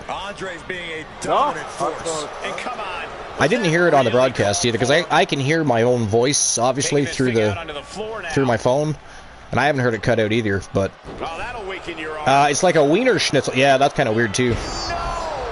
Yeah, you have the redeem for it, that's right. So,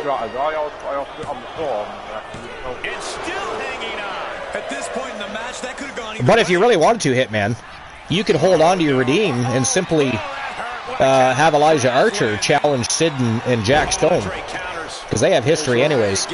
So you could actually hang on to your redeem if you really wanted to. TWA Underground match. So you want to put Abyss in a TWA Underground match? We'll make sure that happens on the next TWA Underground. To be fair, from time to time we do have Underground matches on Wrestle Wars Genesis as well, and Stars and Legends. Most of the time though it's on TWA Underground, obviously. He's still in this fight. What a display of stamina. The champ showing they're truly worthy of this fight.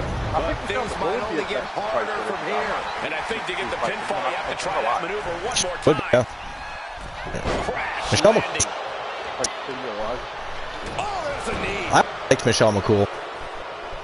It's funny though, because she was wrestling quite a bit before she started dating The Undertaker, but yet people still later on try, oh, she's only where she is because of The Undertaker. It's like, yeah, no, she was wrestling before they even were a thing. She was already... Yeah. She was already good, yeah. You'll take the Underground redeem and hold the tag? Okay, let's do that then. Yeah, that's cool. Absolutely. So... Try to tell people take a screenshot of that, Hitman, and put it in the redeem section on Discord. There's a challenges and redeem section on Discord. And you just throw it in there. Save the tag shot for a back. Yeah, exactly. Exactly, because they're not guaranteed to beat Sid and Jack Stone. Those are two tough SOBs. Not to mention Jack Stone is a gigantic mofo. Rocky Cross in the house. What's going on, Rocky? Welcome in. What's new and exciting, Rocky Cross? Flying at crossbody from the one. He's going to have a tough time beating the 8th wonder of the world, though.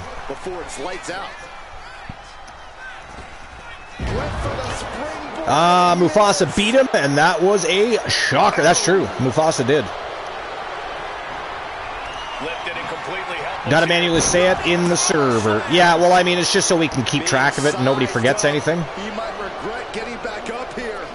Plus, here in TWA, people show up and take the time out of their day to be here and have a good time, watch shows, watch epic matches, and stream whatever else they're doing during that day. So little secret, Hitman, is I give everybody their redeem points back.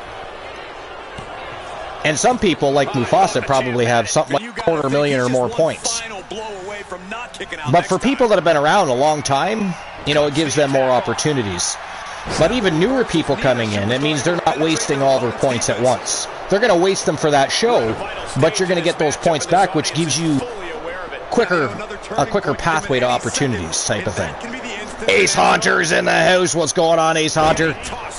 Zach Payne's in action today, Ace Haunter.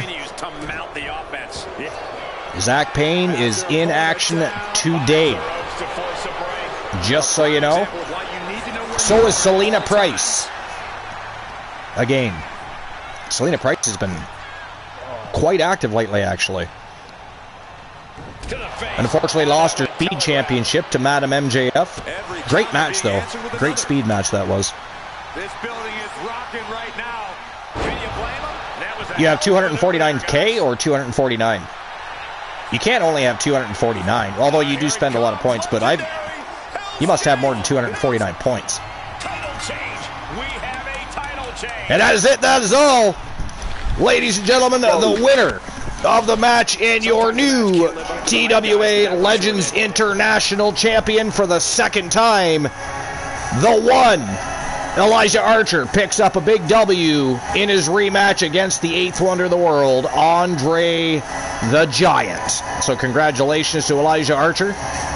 He is now a double champion for, I think, the second or third time this season. He has not reached Triple Crown status this season, though.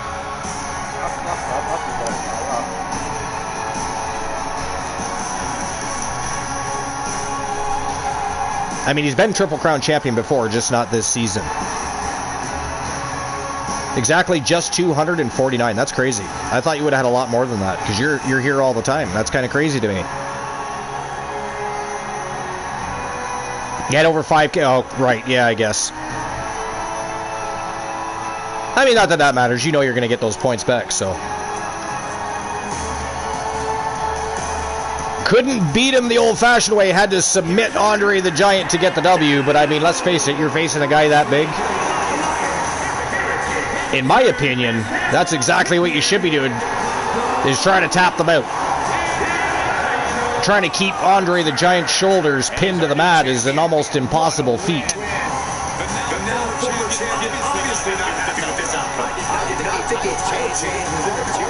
But there you have it. He is now the TWA Underground World Champion and once again the TWA Legends International Champion.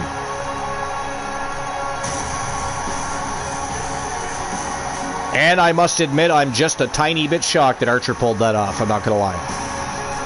Not going to lie. Because Andre beat him fairly quickly last time, actually. Beat him fairly quickly last time.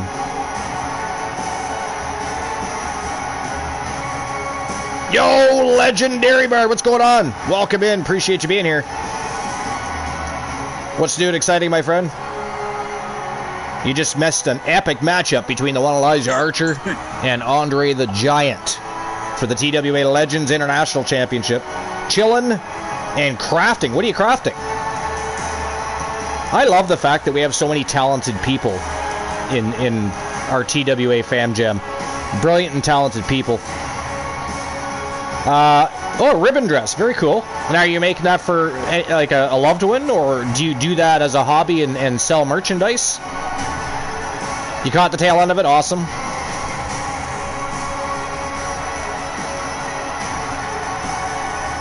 Depending on how many times you've been here will be depending on how shocked you are that Elijah actually won that match, but making it for yourself. Very nice. Now, do you also make them for other people? Or no?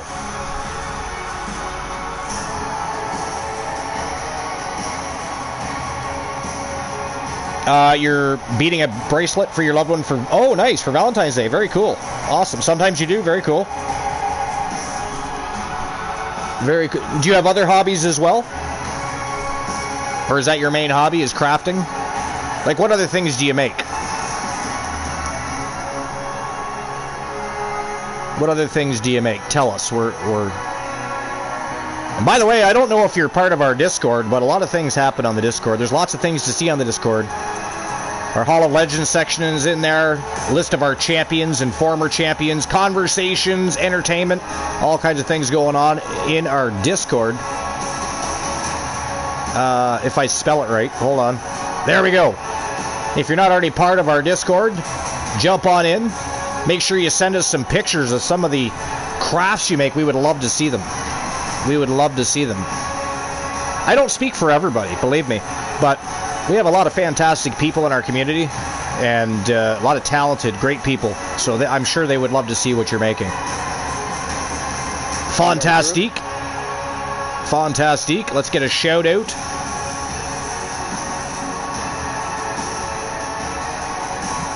Gotta get a shout out for Ace. I just totally skipped over Ace. What are we doing? What's she doing? I couldn't hear that. Is she making something? What's she cooking? Mom, what are you cooking?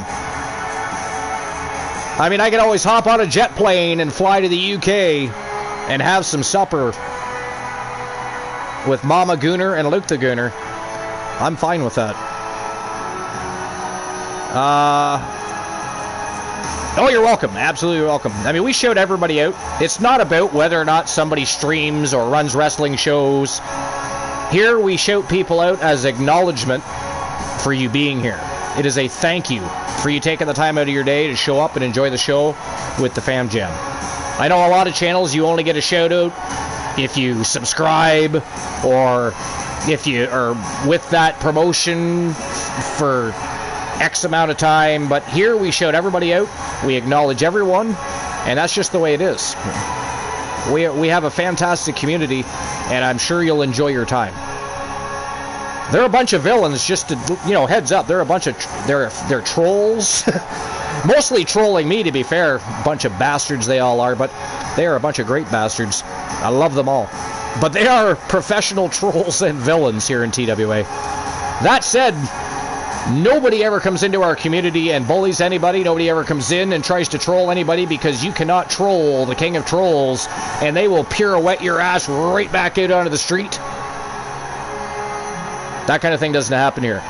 We have so many eyeballs on our community, it just does not happen. We have a fantastic community, and we want to keep it that way.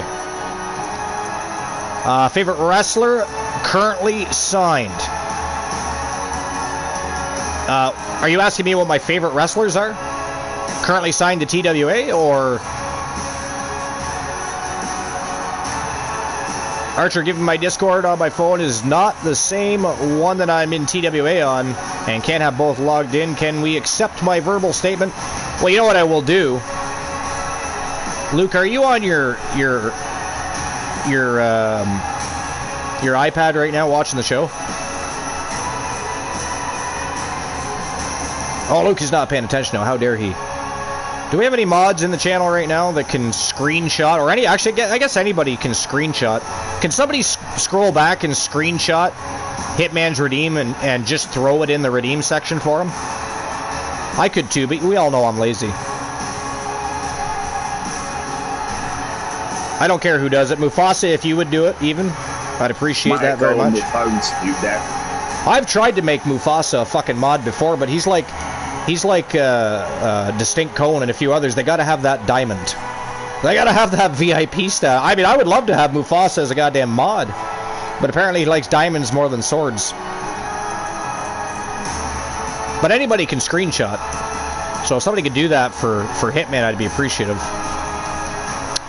And for the most part, we've had actual assholes in the community, but there's a lot of people who will argue with that person. I mean, that's true. We have had assholes. They don't usually last long, though.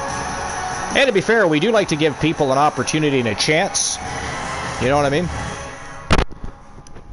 We like to give people chances.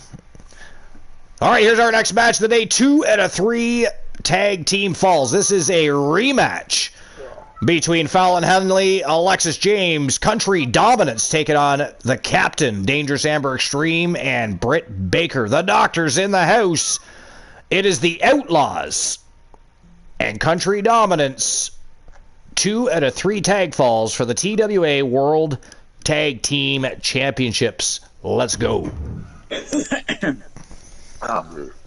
seems like more people are going to YouTube. You're a mod on YouTube, but Twitch has their problems. I mean, I can make you a mod, but if I'm not mistaken, Mufasa, review or something like that. The last time I made you a mod, you wanted your diamond back. Ace Hunter says, if someone is garbage, the mods usually bounce them if they blow those yeah, that's true. I was literally just saying that, Ace. We have so many people with eyeballs on our community. Assholes just don't make it. You know, they do not make it. It's just the way it is. That's the way of it, and that's the way it should be. We do not need assholes here. Unless it's the assholes we all love to, you know, we've come to love some assholes, you know, like Luke. We love assholes and people. But anyways, you never answered my question. What the hell did your mom say? Is she cooking something up? What's going on? I didn't hear what she said. Actually cooking. What's she cooking? I don't know. Well, you need to ask her. I want to know now. I want to know now. The lovable asshole. Yeah, we do. We do have some lovable assholes. I've just walked in the kitchen. There's potatoes on the go. Potatoes on the go. Well, what's in the oven? What's in the? Check the oven. Take a sneak peek.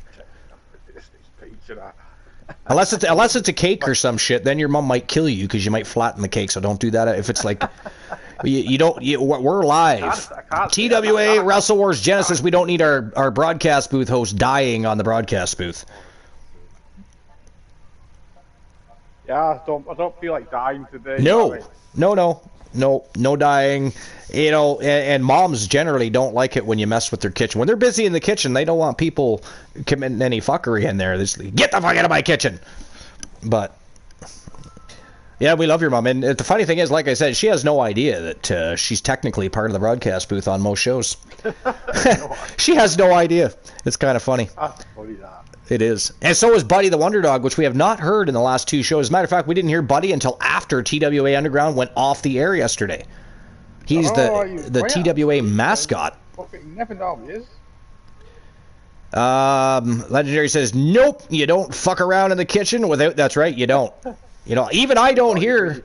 I don't hear if my missus is in the kitchen. I stay the hell out unless she invites me in to help her out with something. Otherwise, you know, I could die in my sleep. It could happen. We don't need to be. Nobody needs to be dying in their sleep. Oh yeah, you don't want to mess with them. No. My mum used to like cook, right? Literally, like, if you went in that fucking kitchen, you'd be fucking, you know, it's not your kitchen. Can't go in there. You can go in there. I just had my husband be on standby while I cook. He's a great help. Well, that's good that you invite your husband in to help out from time to time. Even better that he's willing to do so. You know, some husbands don't like to help out at all. That's cool. That's a lot of How many women in your lifetime have you heard say, my husband doesn't do anything around here? Fuck it out. Not a lot. All right, here we go. Country Dominance, the Outlaws, the rematch for the World's Tag Team Championship. Let's go. Leeds versus Nottingham Forest, by the way, that's going to be the decent. It's going to be alright game. Like, the two teams at the bottom of the league, near the bottom of the league, it's been good. End of the first half, it is 2-0 or 2-0 for Leeds over Nottingham Forest. Legendary says mental overload.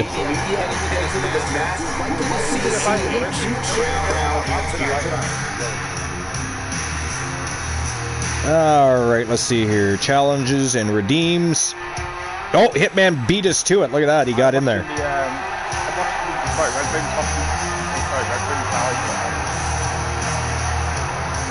Red Wings versus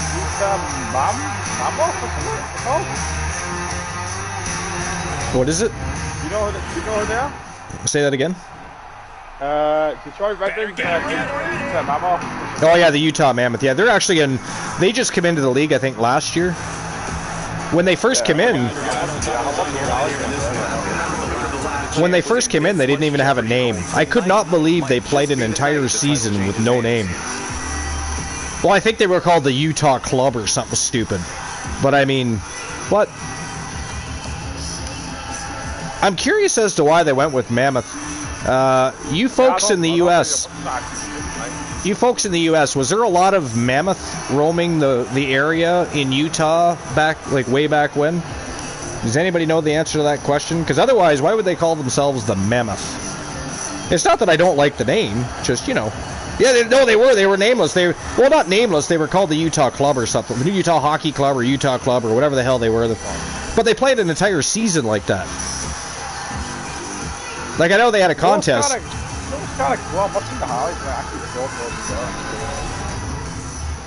For what? For which? Detroit versus Utah. I thought actually Legendary says maybe they named themselves after the band Mammoth. I mean, that could be too. I have no idea. I'm Canadian. What the hell do I know? I mean, I you know, to be fair, I think Canadians know more about U.S. history than Americans do, to be fair. But that I don't know the answer to. We're talking paleontology here and shit, right? So, no idea. I'm from the opposite side of America. Okay, well, there you go. Considering they hide some history... Yeah, well, I mean, tell me about it. Tell me about it.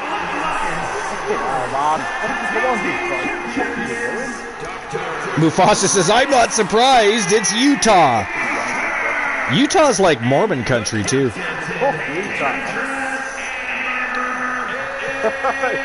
That I do know about Utah. They are Mormon country. I do know that.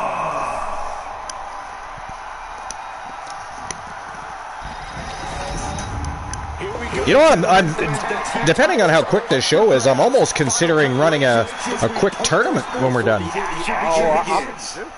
We didn't have a go-home happy match yesterday because we knew we were running today, but we probably won't run tomorrow. I did initially say possibly tomorrow, but we did, yeah, that too. But I'm just going to be too busy tomorrow to run a show, so I think well, I don't think, I know it'll be Sunday. Stars and Legends.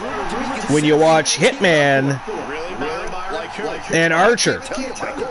The one Elijah Archer teaming up with Abyss to take on Sid Justice and the giant SOB Jack Stone for the TWA Legends Tag Team Championships. By the way, Hitman, you should also put in the redeem section that you already have a redeem from Blackjack. Just throw that in there as well. 2 out of 3 falls matches are all about controlling momentum, keeping things in your favor. You want to get the advantage and then keep pressing on the gas. Hockey, yeah. Hockey, I mean, I'm Canadian, so a lot of people are probably thinking, well, you're fucking Canadian, of course you like hockey. But I mean, I like all sports for the most part. I just think hockey is one of the better sports. Because in the last 2-3 years, I've become a big fan of UK and European football as well. I've been, specifically this year, I've been following, since the beginning of the season, I've been following the Premier League, and I've had a really good time. Yes, I would say now that's my second sport, because I'm not as big of a fan. I still watch basketball and pay attention to basketball, but I don't watch it as fluently and frequently as I did, and I'm just not as big of a fan of NFL football as I used to be, so. But yeah. I would say football's my number 2 at this point. My best friend from the East US, and he loves hockey. He's also a sports fan. Well, I mean, oh, of course, yeah. I mean, the Americans dominate as far as hockey teams go. Again, there's what? 32 teams? 32 teams. 32 teams, and only 7 of them are Canadian. Looks like we've had our first fall. 1-0 for the champions, I think.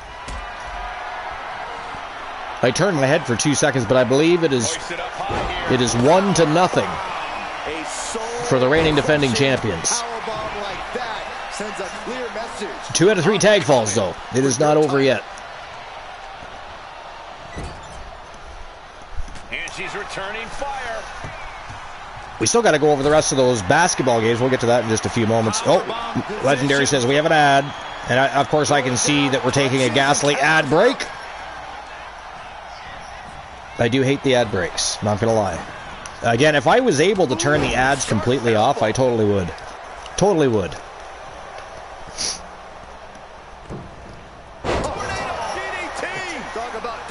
I mean, I get the point and purpose of ads, but... You know what? So when a moon raider said about that, like Chelsea goalkeeper, Sanchez, the Chelsea goalkeeper. There it is, making sure well, her team stays in this one. He actually sold us Pepper, and he's our backup goalkeeper. So he's sending him on loan, but I think Pepper's actually better than Sanchez. There's a fine line between you think so? strain and pain. When your shoulder is worked like that, it pulls off the reversal. Legendary is back. He's a decent backup. He's got Premier League experience as well, to be honest.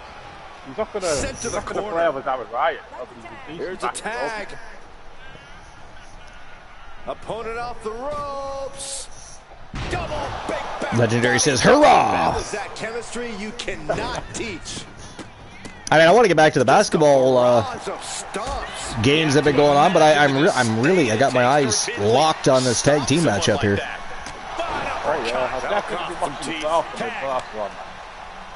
I always keep that in the playoffs. Playoffs in almost every sport are better than regular season anyways. It's a different game, right? It's a different game. Referees are usually a little more laxed. They don't call as many penalties. Teams play harder, faster. Oh yeah. Well, they want that championship trophy. Oh, look at this! Fallon Henley got caught putting her feet on the ropes. She's getting scolded by the referee. Fuck off, referee, you fucking wanker. You cunt fish, ref. Little tandem offense on the horizon. How dare you? Oh! Double elbows to the chesticles by the doctor and the captain. Fallon's fighting back, though. She did not enjoy that. She did not care to have her chesticles touched. The challenger comes up big. Oh, wow. Made the save there. That could have been it. Amber Stream breaks up that pinfall count. She decides to tag out. So far, this has been a fantastic tag team match. That much I do know. I mean, great matches today in general, but you always like to see rematches go well. There's nothing worse than a boring rematch. I mean, there's nothing worse than a boring match, period, but when it's a rematch and it's boring, it's like, man. I gotta tell you, though, Amber and Dr. Britt Baker doing a good job of keeping each other fresh inside that squared circle. They're tagging in and out. What a battle we are witnessing. We're at a stage These two teams know each other very well. They've been in many battles, whether there was gold on the line or not. Oh, what a drop kick by Britt Baker. Holy shit. Taking out the arm, great strategy. Wowzers.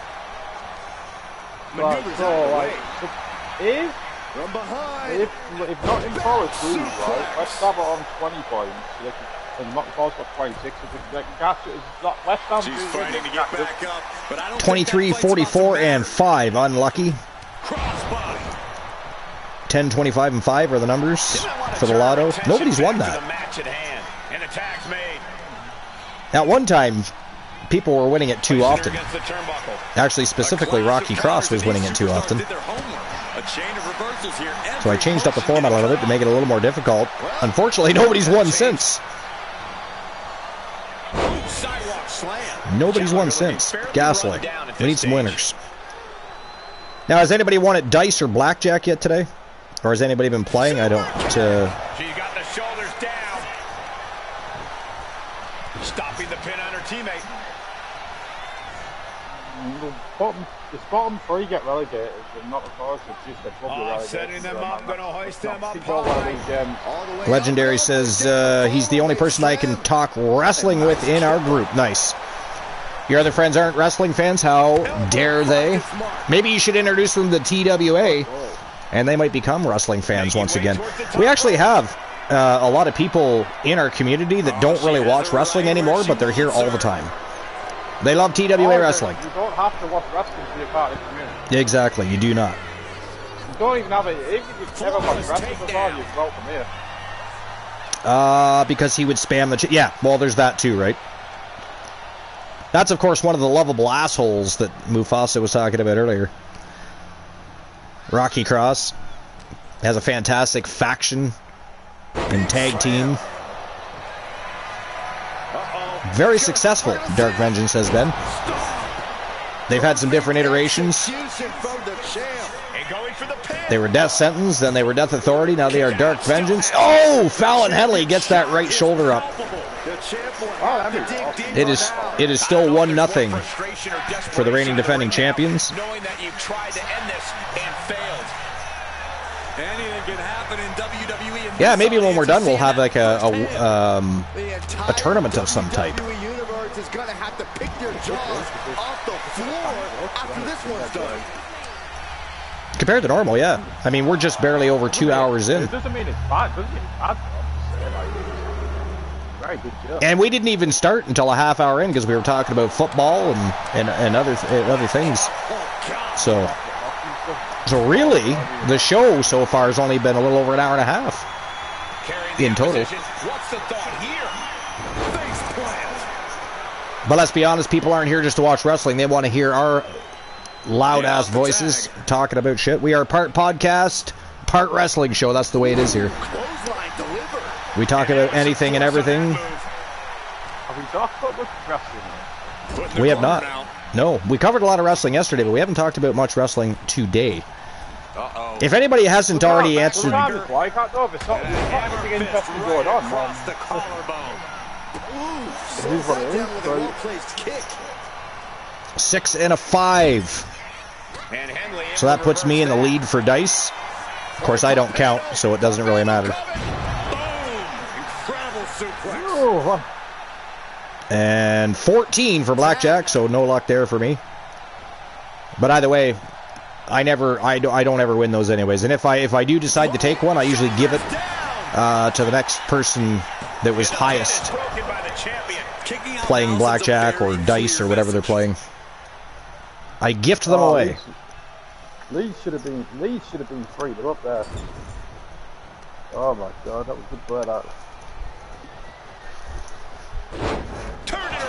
actually a pretty good game, isn't it? And it is, it's 3-0, there you go. The captain pounding away with some ground and pound on Alexis James here. 3-0 lead United. It is what it is. I'm pretty sure it's still 1-0. I don't think there's been another pinfall or submission. I've turned my head a couple of times, so I haven't heard the bell ring again. I think it's still 1. I think it's still 1-0. I think. Yeah, I think so. Yeah. She knew how to evade that. In the corner now, Oh, we got some double team action going on here with the Outlaws. Britt Baker bleeding from her forehead there. Oh! Big. Now they're winning 3-0, yeah. Fallon Henley gets there just in time to break up that pinfall. Amber needs to keep her eyes locked on Alexis James and not worry about Fallon, or Alexis is going to take her out. Ooh, elbow to the face. Leeds goal, 3-0 over Nottingham Forest. Oh! That was like a reverse Alabama slammer. And Alexis James kicks out with authority. There, nice reversal by Alexis James right there. Put into the corner. What could be next? Alexis looks unique in this challenge. Oh, Alexis going upstairs. What's she got going on here? Tornado DDT from the top turnbuckle. Here comes Britt Baker, though. Not even a 1 count. The referee needs to start limiting the amount of times they can interfere. There used to be an old rule where you could only do that like 3 times, I think it was. Yeah, they used to do. They should go back to that. Sometimes there's too much interference. But it does make for great matches, so there's that too.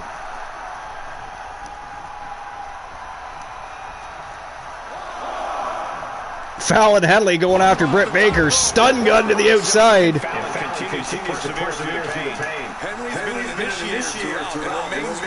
Alexis tags in, pauses the count though.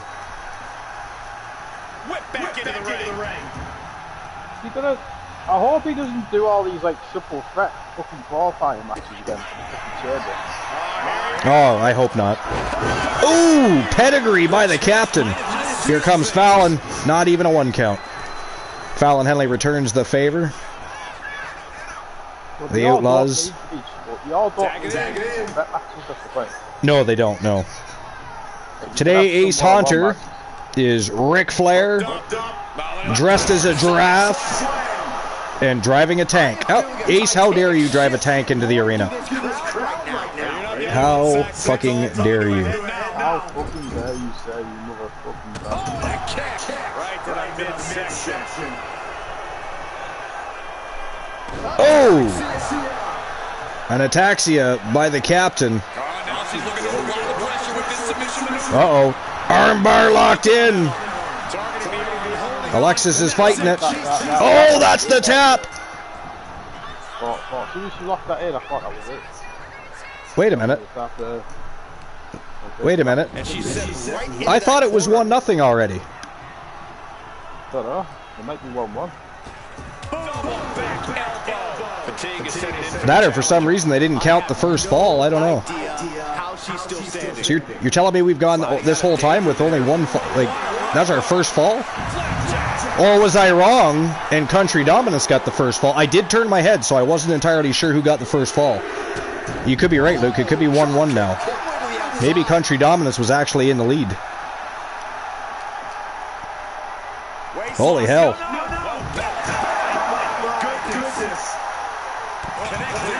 Mufasa driving a Ferrari. Spending some of those big bucks he makes in TWA to be able to drive a Ferrari.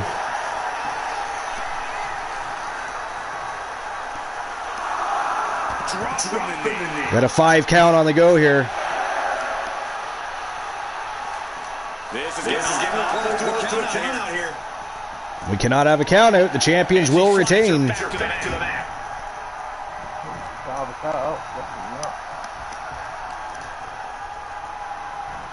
But what a match this has been so far. This has been an epic rematch.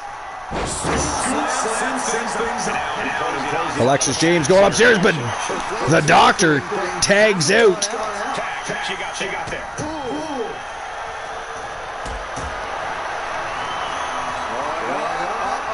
Oh, nice reversal again by Alexis James. Some big right hands to the forehead of Amber Extreme. Goes into the corner. Oh, she retaliates. Big elbow to the face by the champion.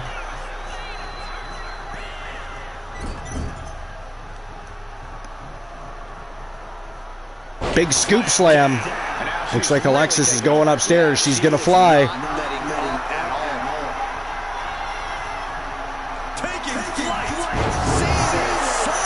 Oh, look at this.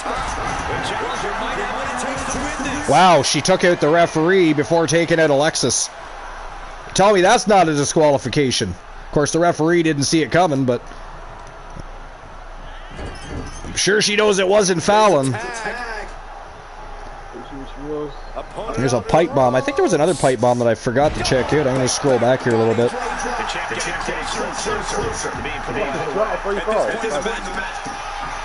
2 out of 3 falls, yeah.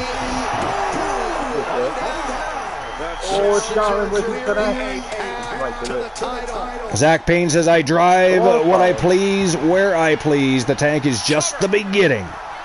I am a scorn of everything. I will come back to who I once was. I will destroy everyone, and I will grab many titles. Zach Payne, former multiple-time champion and tag team champion. That does not surprise me at all. I might have to scroll back quite a ways, but I'm almost positive that Mufasa might have dropped a pipe bomb earlier. And it's not letting me scroll back, but Mufasa, did you not drop a pipe bomb earlier?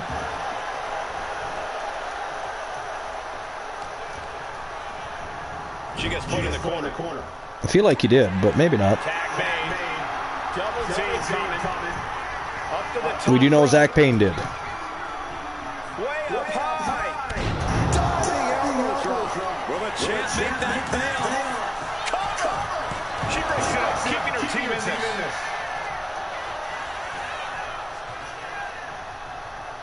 She's on noodle legs. Amber Extreme eyeing up Fallon Henley. Oh, springboard drop kick right to the head. It's going to be interesting. Kick to the midsection. Oh, going for an taxi again. There it is. And now going for an armbar. And that is it. That is all. Fallon Henley taps out. The winner of the 2 out of 3 tag team falls. And still the TWA World Tag Team Champions representing Team Joe Link. It was a hell of a match. The Captain, Dangerous Amber Extreme, and the Doctor, Britt Baker. DMD, they are the Outlaws, and they are still your World Tag Team Champions, so congratulations. But what a rematch that was. But we must have been wrong from the start. I thought the Outlaws scored the first fall. It must have been Country Dominance. It must have been Country Dominance. We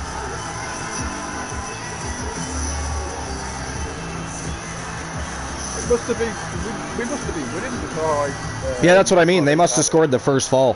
For some reason, I thought the Outlaws picked up the first fall. I was clearly incorrect.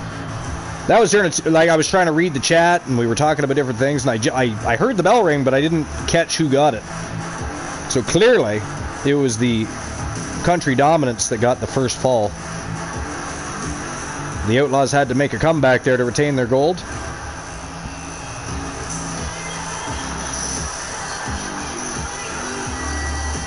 Amber Extreme got the victory in both falls by submission.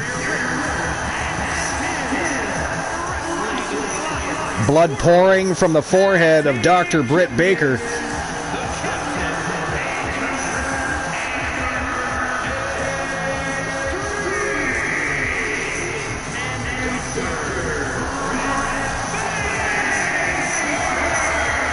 The Captain, Dangerous Amber Extreme, and the Doctor, Britt Baker.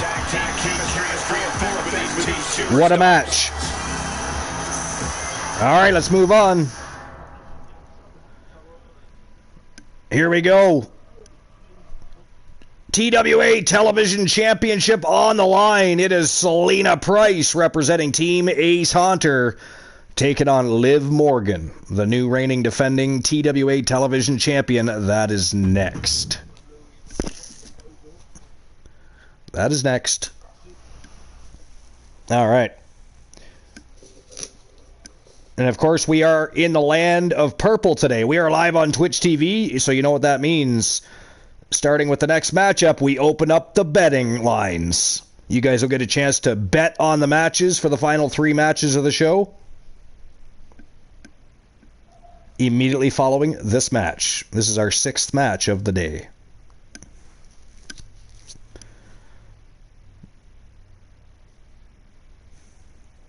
Here we go. Selena Price and Liv Morgan for the TWA Television Championship. It is a straight up 1-on-1 matchup.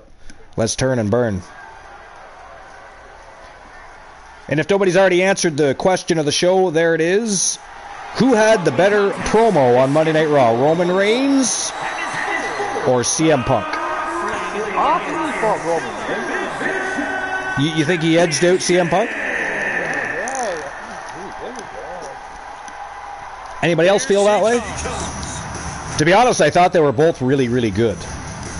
Yeah, they were both really good, but I think Roman Reigns picked up stuff at the end and telling. It's a big field. Yeah.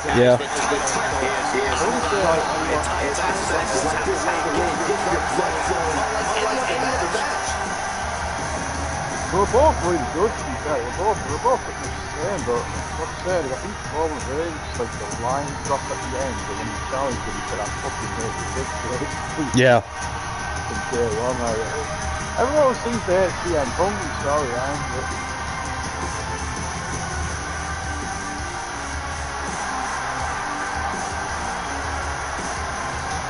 Selena Price, representing Ego's Paradise from Team Ace Hunter. Until yesterday, she was the reigning defending TWA Speed Champion. Madam MJF ended that title reign. To be fair, nobody has been able to defend the Speed Championship yet.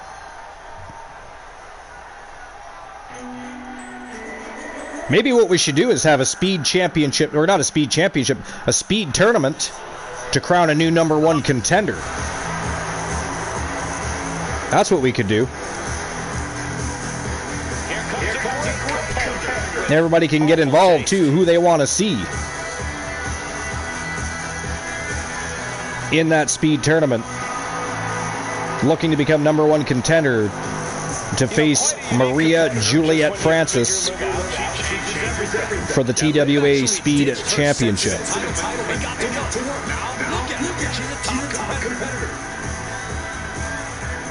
Wayne does the name Maria been going at it. I know, I saw that. Believe me, I saw that before the card was made. So you guys are good to go.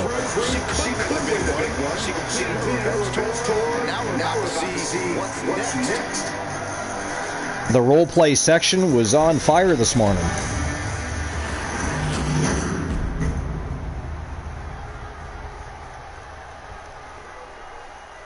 TWA Television Championship. Here we go.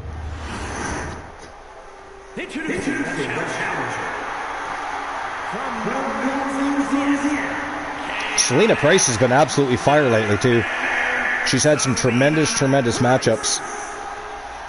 Usually it's Callie Carter stealing the spotlight. Lately it's been Selena Price. Callie Carter says, Madam MJF barf bugs me. Maria is sickeningly annoying.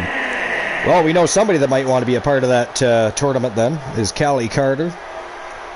Callie Carter could be an entrant, a participant in the tournament to become #1 contender. Sharp focus when this much is on the line.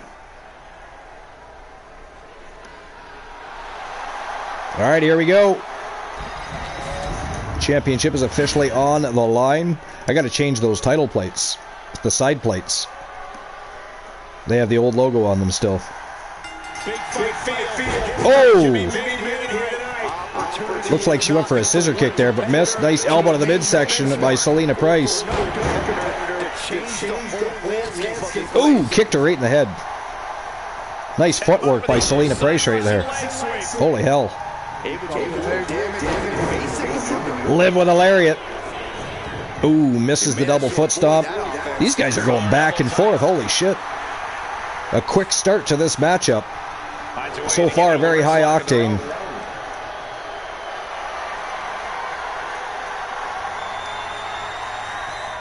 Liv Morgan, of course, been a champion more than once this season.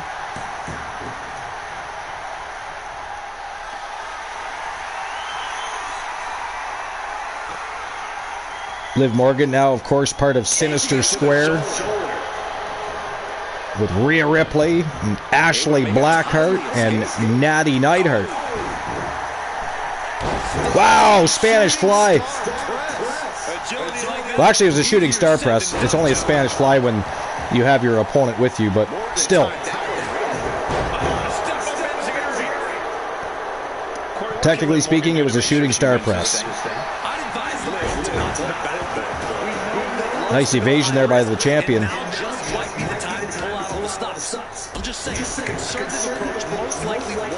Big punt kick right to the midsection. Selena Price getting right back up, though. Here comes Liv. Drop kick right to the side of the head.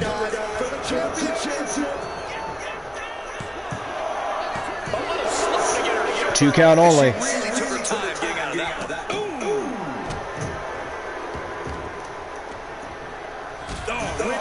All right, well, we may as well get to the rest of those basketball games before we forget. I saw the Lakers, but it was the third of quarter that I was watching.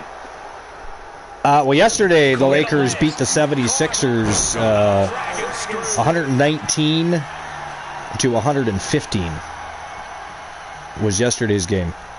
Looks like most of today's games are on later this evening, though. But here's the lineup for today for the NBA. Got the Knicks and the Pistons at 7:30 Eastern Time. The Heat and the Celtics at 7:30. Pacers and Bucks start at 8 o'clock. Pelicans and Timberwolves at 8 o'clock. The Clippers and the Kings at 10.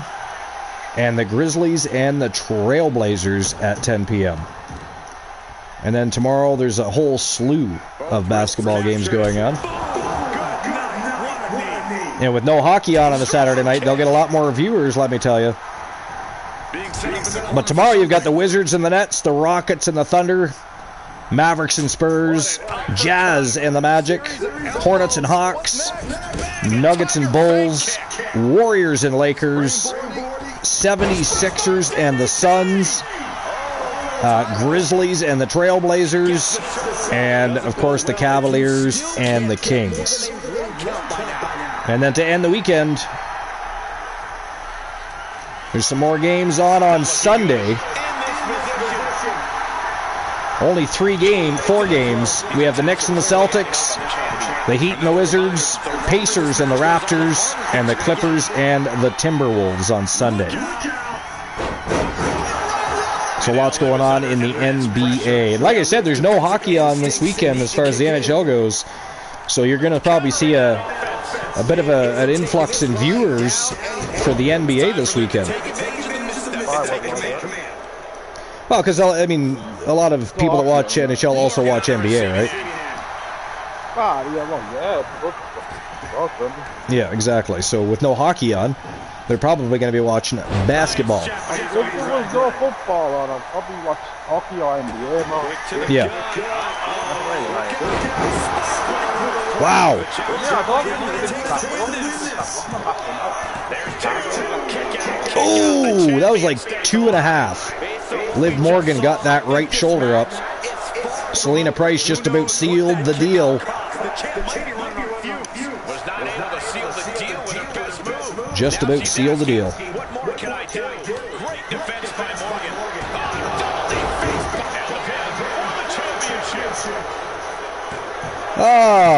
Let's see here. Yeah, according to Zach Payne, all Callie does lately is complain about Maria in the clubhouse. Non-stop hate comments. She really can't stand the bitch, apparently. Well, perhaps she does need to join that tournament and look to become the #1 contender to Madam MJF's Speed Championship. That sounds like something that should happen, I think. Nice head scissors takedown by the champion. Oh, you're not going to beat Selena that way. You got to hook that leg. Look, barely a 1 count on Selena Price. Taking back to the ring. She wants to take this thing to the outside. Liv. Oh, nice evasion. I was going to say she climbed into the high ground, but look at that. Selena got a hold of her anyway. Nice suplex takedown by Selena Price right there. Ooh. Face buster by the champion.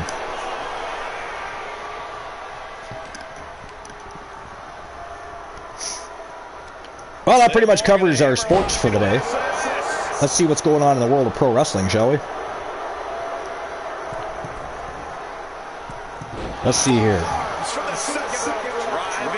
MJF, of course, was in the media talking about Jeffrey Epstein. He says, I don't care what side of the aisle you sit politically, pedophilia is not okay.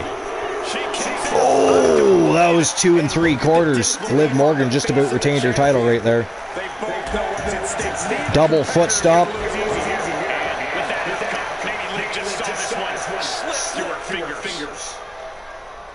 Trying to pull out of all the stops to try and retain that championship.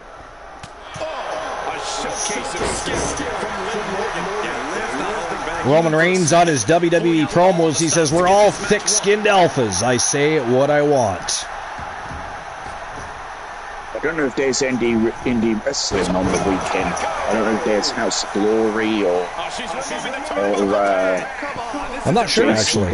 I know JCW had theirs recently with Super something, Super Slack, Super something, whatever they call it. Well, I know Mr. Kennedy just won the JCW Lunacy title. Oh, there is also AAA.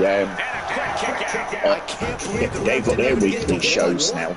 They do, yeah. Even though it's 1 hour now. 1 hour at the moment. Uh-oh. What the blue hell's going on here? Uh-oh. Selena's going to have some company. Who's it going to be? It is Rhea Ripley from Sinister Square out there to help her teammate. Riptide coming up. Oh, no. Oh, no. Referee didn't see it. Liv's back to her feet. Oh, don't tell me this is the way it's going to end. Oh, no! No! Ladies and gentlemen, that is it. That is all. The winner of the match, and still your TWA Women's Television Champion, representing Sinister Square and Team Soul Embers, Liv Morgan, your reigning defending television champion. Congratulations to Liv Morgan, Sinister Square, and Team Soul Embers.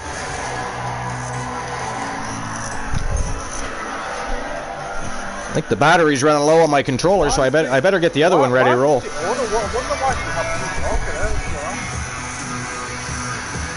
What's that? Say that again.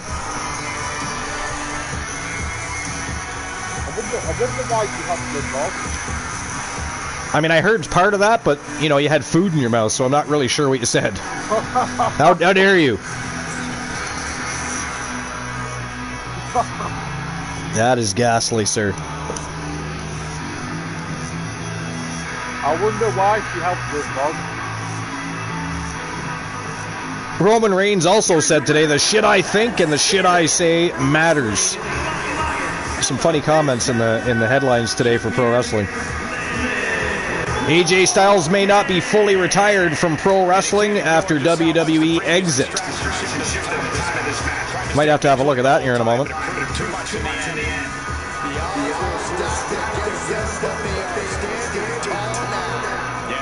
So there you have it. Liv Morgan, still your reigning defending TWA television champion. And now we are officially moving on to the betting rounds. I might have to switch controllers at some point too. This one's running low. I've got it ready to roll though, so it'll be a very brief delay if it happens. But stay tuned for that. All right, here we go. Start of the betting rounds. First match of the betting rounds, Fatal 4 Elimination matchup. Zach Payne, Aleister Black, Jay Mean, and the reigning defending TWA television champion, Adam Cole. That is next. And I'm going to get a betting line open right now for this matchup, so get your big fat wallets open and ready to roll. All right, let's see here.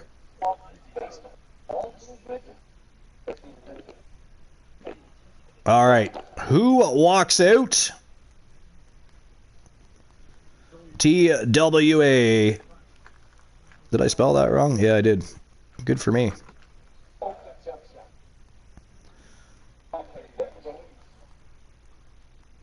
Who walks out TWA television champion? Is it going to be Jay Mean? Is it going to be Zach Payne, representing the Ego Club and Team Ace Hunter? Better spell that right. Ace will never let me hear the end of it. I almost put Zach Pabe. It is not Zach Pabe.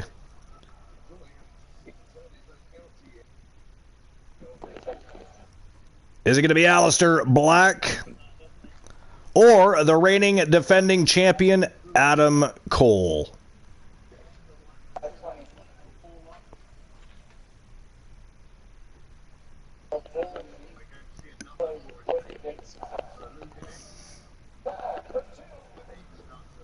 As always, 10 minutes to make your bets, starting right now.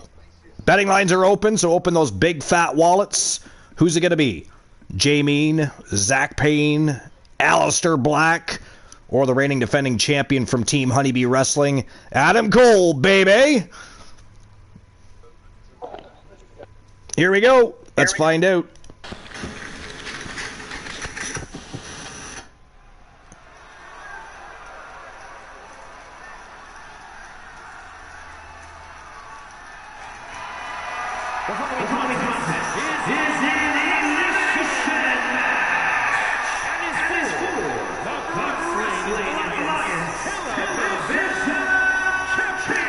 All right, let's see here.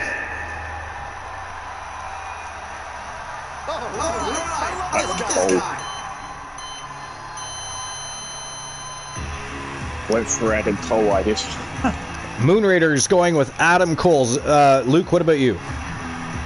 Jay Mean, Zach Payne, Aleister Black, or the reigning defending champion, Adam Cole?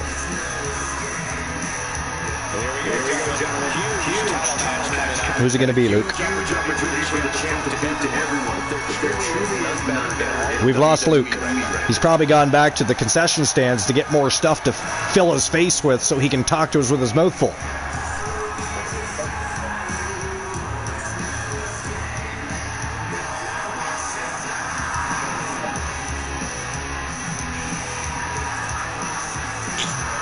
So I do have that article up about AJ Styles. We'll get to that in a few moments.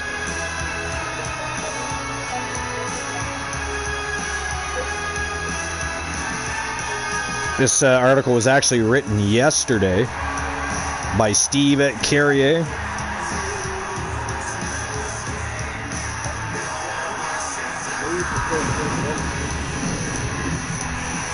I mean, the title's a little bit misleading because it says AJ Styles may not be fully retired from pro wrestling after WWE exit. Well, he's never said he's exiting anything. Matter of fact, all hints lead towards him still working for WWE, but behind the scenes. Either NXT or possibly even TNA. But we'll see what the article says here in a moment, or a few moments.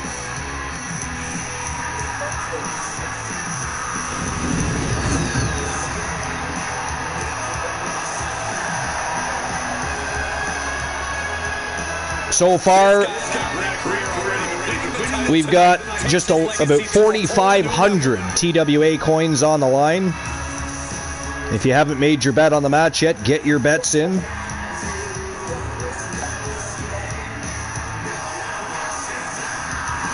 You know what's weird is it's giving me a watch streak on my own show.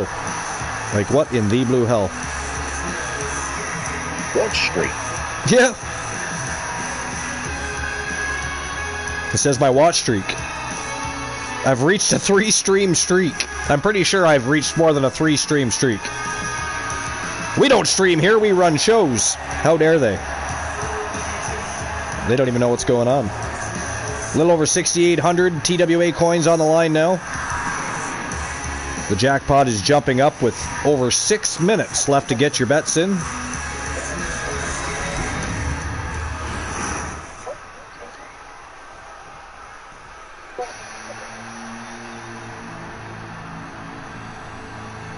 Here comes Aleister Black representing Team Boss Apollo.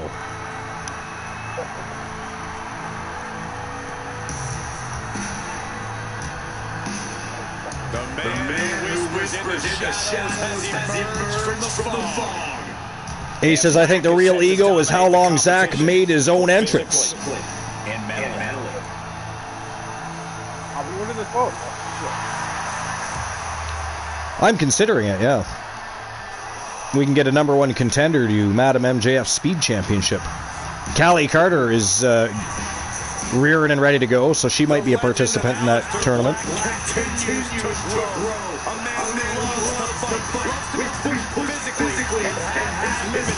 We can put the tournament together. Together. Forever.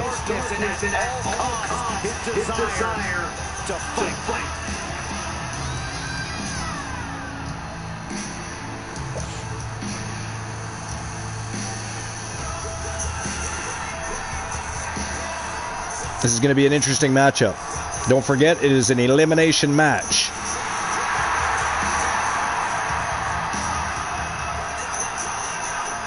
Elimination style matchup coming your way. We still have the co-main event and main event to come, both for the TWA World's Heavyweight Championships.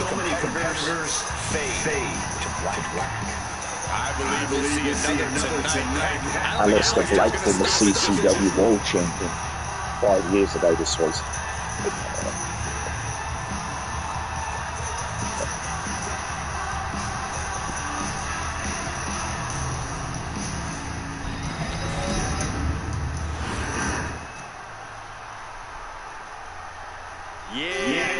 Now we're talking.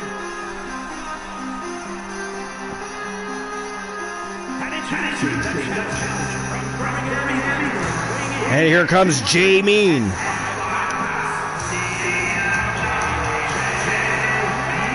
The Anomaly.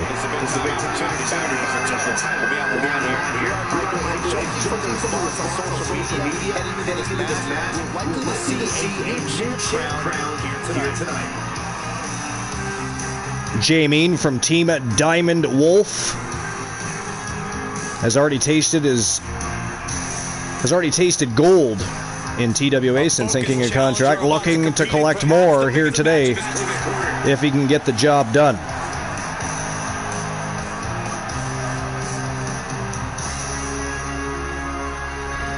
If he can get the job done. Just waiting on the reigning defending champion here now. Leave the pace. Look, leave the pace, right? Oh, sorry, I don't really have it. And here he comes, representing Team Honeybee Wrestling. It is Adam Cole, baby. Your reigning defending TWA Television Champion.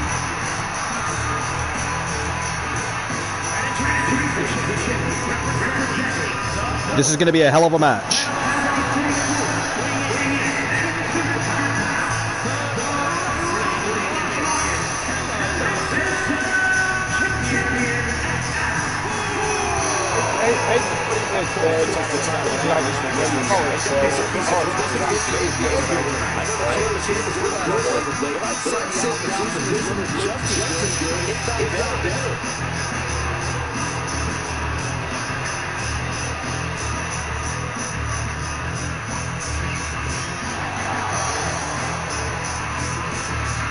I do love Adam Cole. In my opinion, he's done next to nothing in AEW, but... Oh, his NXT run was way better, yeah. The Undisputed Era, how can you beat that? That was amazing. I think Adam Cole would do even better in the new era, well, the upcoming new era. I mean, he's done better for himself in AEW than a lot of other WWE guys, in my opinion, so there's that. I just want to see him back in WWE, personally. I don't think he's going to be wrestling, is he? I don't know. Is he injured bad enough that he can't wrestle anymore? I don't know if they've ever made any statements regarding that or not. We'll have to ask Honeybee.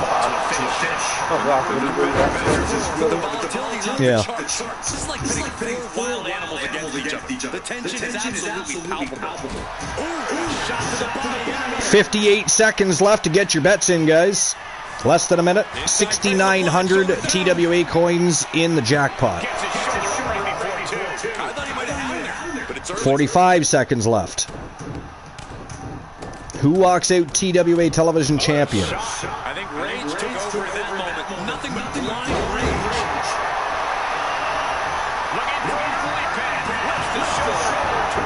I'm wondering if Jamie has a girl, because on the back of his jacket it says Power Couple. Yeah, I mean, I saw that too, and I did wonder. I just haven't asked, so that's a very good question for Team Diamond Wolf. I also would like to know if he plans on bringing that other half of the Power Couple to TWA.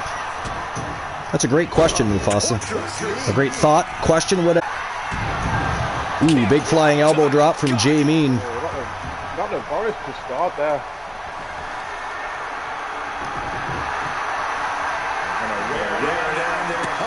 So it's 3-1 now? Yeah, 3-1 now. Wow, there was almost no delay that time. It literally came up on the sports score bot. It's funny because when the first goal came in, it was at least 2 minutes behind. Yeah. We're at the 86-minute mark. And clearly they're not going to make a comeback, though. You're not going to probably score 3 more goals in that amount of time. We haven't been very good at all. There's no way the Forest can come back in the score at all. Yeah. Adam Cole with a guitar. Look out, Jamie. Oh! Got it just before he got it in the head. Knocked it out of his hand. Adam Cole was going to crush his skull with it. Aleister Black kicks out. 1 count only there. Zach Payne just was looking to take Aleister out and turn it into a triple threat elimination. We're still 4 strong though. Needs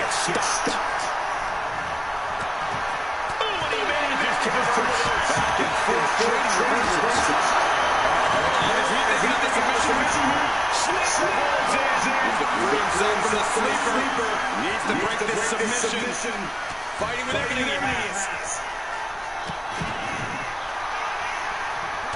Oh, jumping knee right to the face. Busted Zach Payne open. Only gets a 2 count though. Zach Payne got that left shoulder up. There are a few couples, yeah. The Archers, Hannah and Mufasa. Yep. Queen Dust in January. And there's...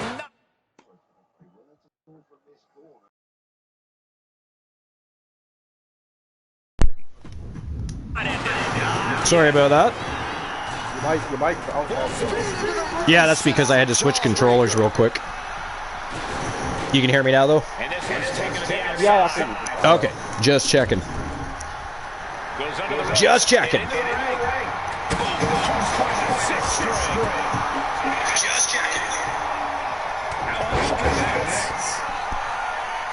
I did say earlier we might have a very short, brief delay.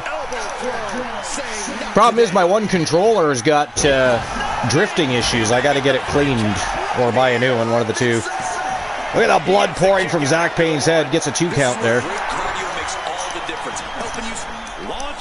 Holy hell.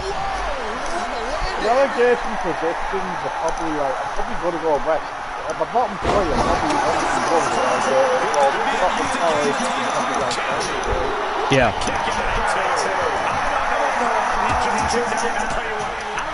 Who do you think the teams are going to be in the playoffs this year for Premier League? Obviously, you know that Team Arsenal is going to be there. I would imagine by the end of the season, Team Chelsea will jump up into playoff contention as well. I don't think they'll remain in 5th place, to be fair. But Callie and Selena are also a couple. There we go. I forgot about that, actually. So there's another couple. Like the Premier League Championship playoffs. This is insane!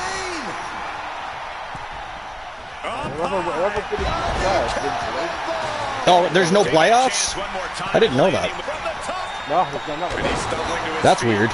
Why would you not have a playoff? The championship division, the two goes up into the match into the February. Most leagues though have a playoff period. You know what I mean? It's just weird that they don't. If you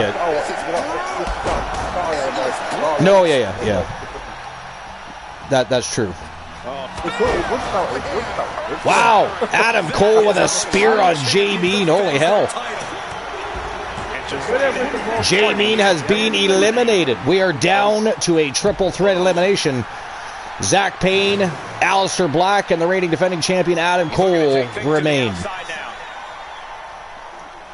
Yeah, but that's well. You know what I watch the MLS. I don't watch it. I mean, I've tried to watch MLS. I just can't do it. It's not good football.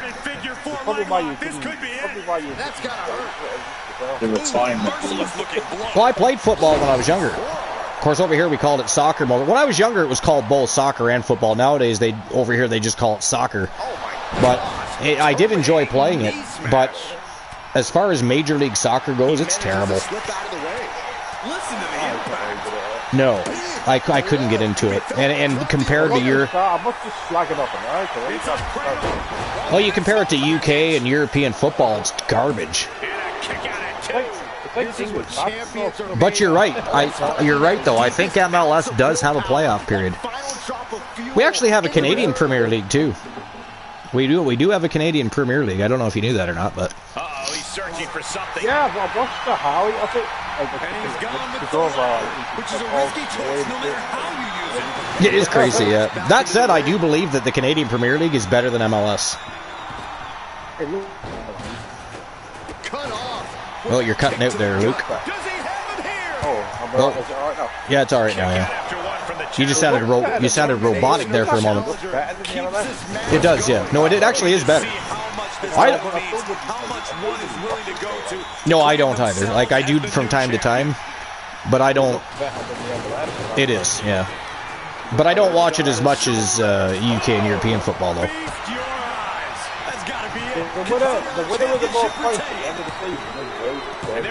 Zach Payne has been eliminated. We're down to the reigning defending champion Adam Cole and Aleister Black. Adam Cole ran directly right into the referee there. Why do we have a basketball in there? I did not see that come into play. Who the hell brought that? Must have been Zach Payne or something. I feel like he's the cray-cray that would bring a basketball and spin it around on his finger and throw it in your face or something. Who knows? Shoulders down. This is not the championship. The championship is definitely a lot of I think it's the first team gets promoted. Yeah. First two teams get promoted, first, second, and third and fourth. So they have to play out for that. Whoa! Big clothesline by Adam Cole. Holy hell. we just don't have a. We have relegation. Dominating knee smash. That probably is exactly why, yeah. Yeah, that makes sense. That would actually make perfect sense. Because you're going on to play other games elsewhere anyway, so. There's also domestic competition.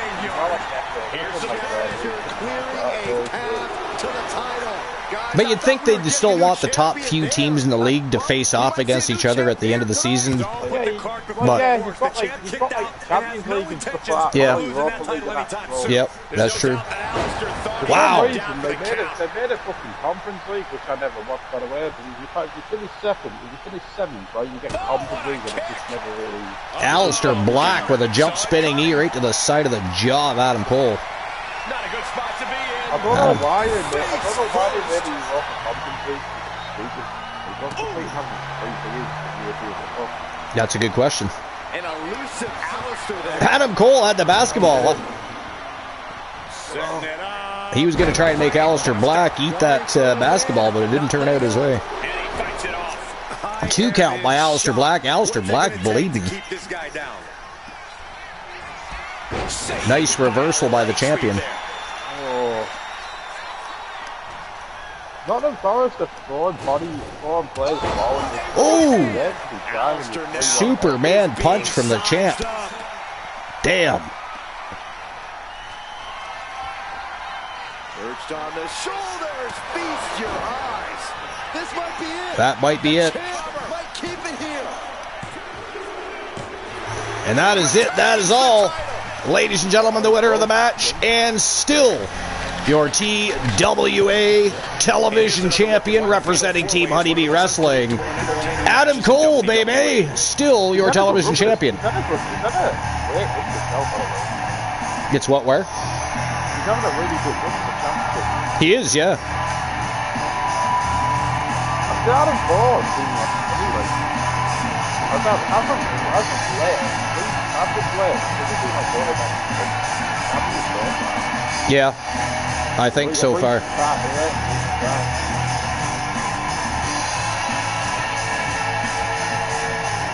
I mean, Adam Cole and Alistair Black had a feud going on through that entire Fatal 4-Way. Oh, yeah.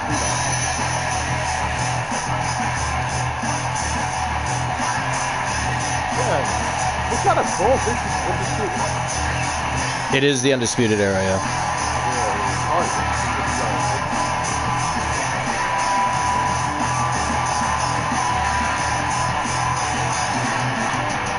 Here comes the end of the match right here, I think. Well, you look at that competition now, you think it's very good.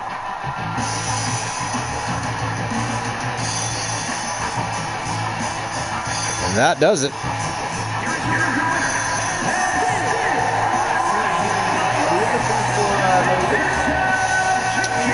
I believe so. So again, congratulations to Team Honeybee Wrestling and, of course, Adam Cole. Huge title defense in a Fatal 4-Way elimination matchup. All right, I'll issue the payout. That's the game, because Adam Cole is really good with his NXT wrestling yesterday. Give me a moment while I issue the payout for that match.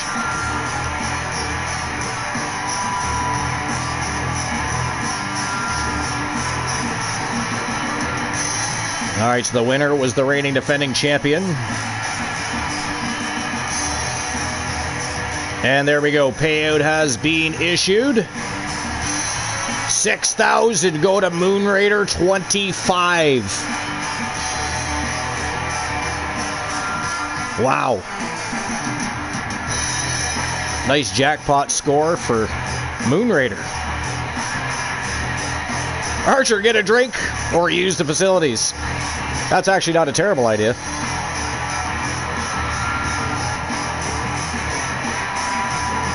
My dog has been able to use the bathroom more than me so far.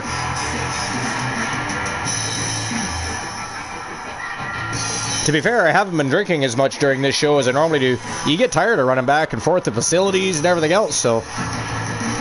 Alright, here we go. Co-main event time. And here it is. Madam MJF, your new TWA Speed Champion, Maria Juliet Francis taking on the Queen of TWA, Queen Dust, for the TWA World Heavyweight Championship. Let's get things rocking and rolling. Champion versus champion for the World Championship is next. Let's get the betting line open for that.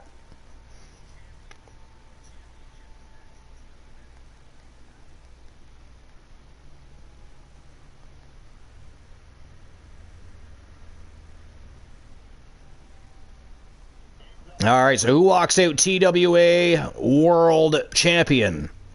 Is it going to be Maria Juliet Francis or the reigning defending champion from Team Moonraider 25, the Queen of TWA, Queen Dust? She's your reigning defending champion.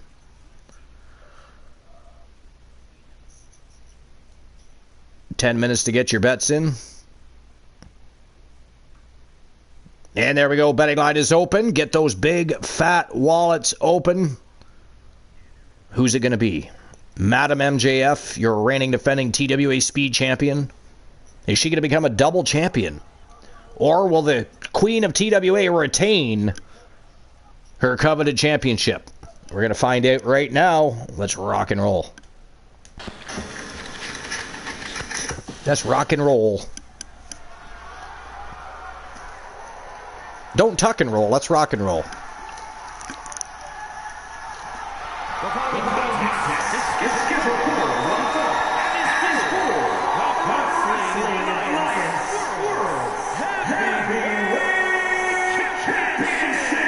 Showtime and go time. Let's see what she can do. Here we go. From Team Honeybee Wrestling, here she comes. Again, she is the reigning defending and the new TWA Speed Champion.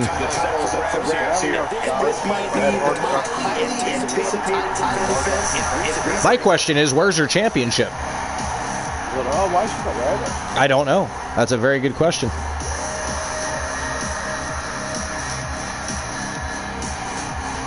Maybe she left it behind because she plans on winning the World's Heavyweight Championship and doesn't want to carry too much gold back to the locker room. Either way, it's a little weird.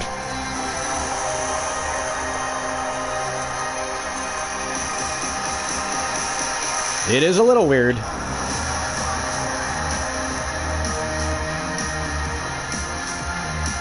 has guaranteed victory tonight. A very confident challenger. No doubt about it.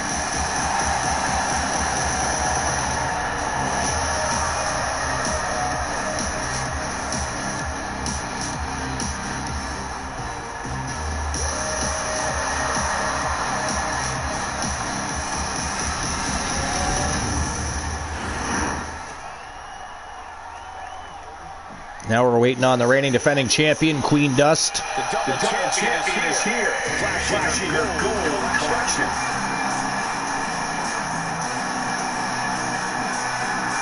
She has to be riding out there with those two titles in hand. All that work she put into this clearly paid off. And she's got both of those championships. I just realized I didn't even advertise the show out today. I just did it now. I like it, a little light for advertising too.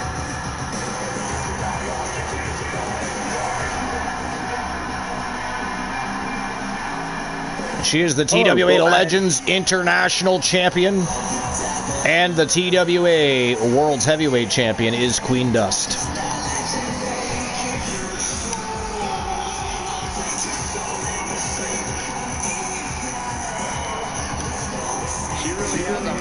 Where did she's Triple Crown champion?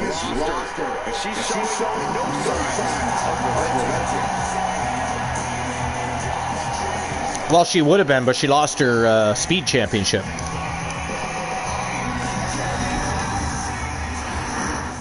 To Maria. Oh, wait a minute. Nope, Selena Price lost it. Who beat Queen Dust for it? I forget.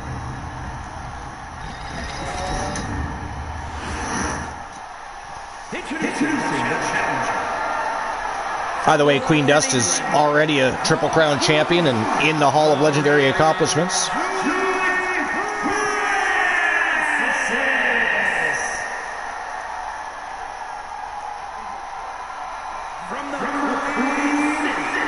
from the Queen City.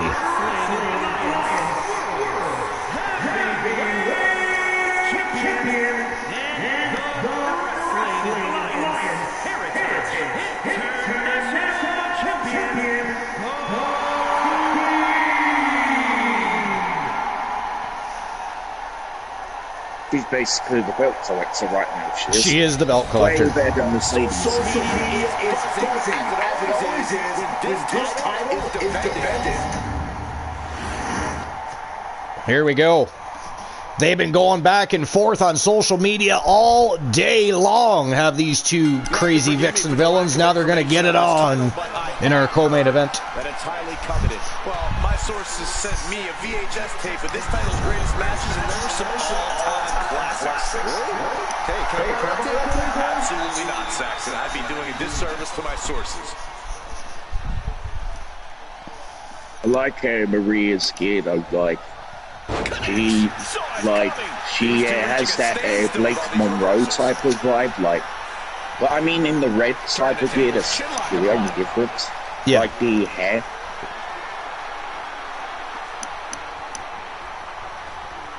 Oof, driving the knee to the spine. Saw it coming and avoided. Full time, Leeds United defeat Nottingham Forest 3-1. What's next? Game is over. Boom. That puts her on the offensive. She dodges out of the way. Kick to the gut. Oh, and it's reversed. Oh, elbow right to the breadbasket for their troubles. She reverses. I expect this to be a slobber knocker of a match. Set hard into the corner. Oh, man, nasty kick. Gotta hurt. Maximizing the pressure on the arm could limit the champion's offense. Oh my God. Madam MJF. Up to no good. Oh, headbutt to the face by the champion. Nice evasion, though, by Madam MJF there. Look at that, go for a pinfall. The champion dodges the I think she knew she wasn't getting that pinfall. She just wanted to get in the head of the champion there, I think. Time left to go. Ooh, bullseye. Our champion is getting rocked a little. Yeah, but she's not showing any signs of giving up. What now? Belly stop. Oh.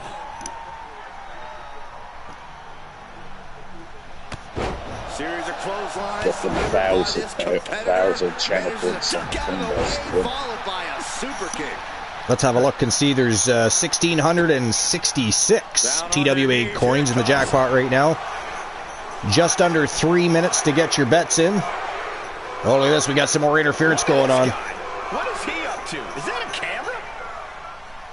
Oh, it's that goddamn paparazzi guy. Why does he show up now and again? Does he have credentials? Sir, oh, sir, flashed her right in the eyeballs. Here comes Queen Dust. Go find out, Saxton. It was almost like a tackle to take down Madam MJF there by the Queen. Targeted stop to the arm. The challenger taking some minor damage. What's your opinion on like what Michael has said about Chelsea doing? I know he was. To be honest with what he was, I know I haven't seen the full all the 6 episodes of season 3 yet. Yeah, I'm just saying, like, I know what he did. I mean, I think he's full of shit. That's what I think. I do. He's the guy that was also never a world champion, by the way. So he doesn't say how someone else is not a world champion. Did he win any titles? I can't even remember.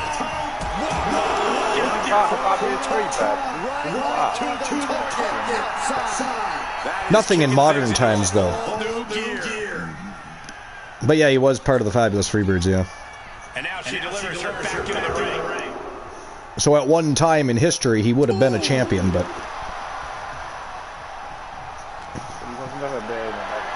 No, he was never that... I mean, talk about never being that good.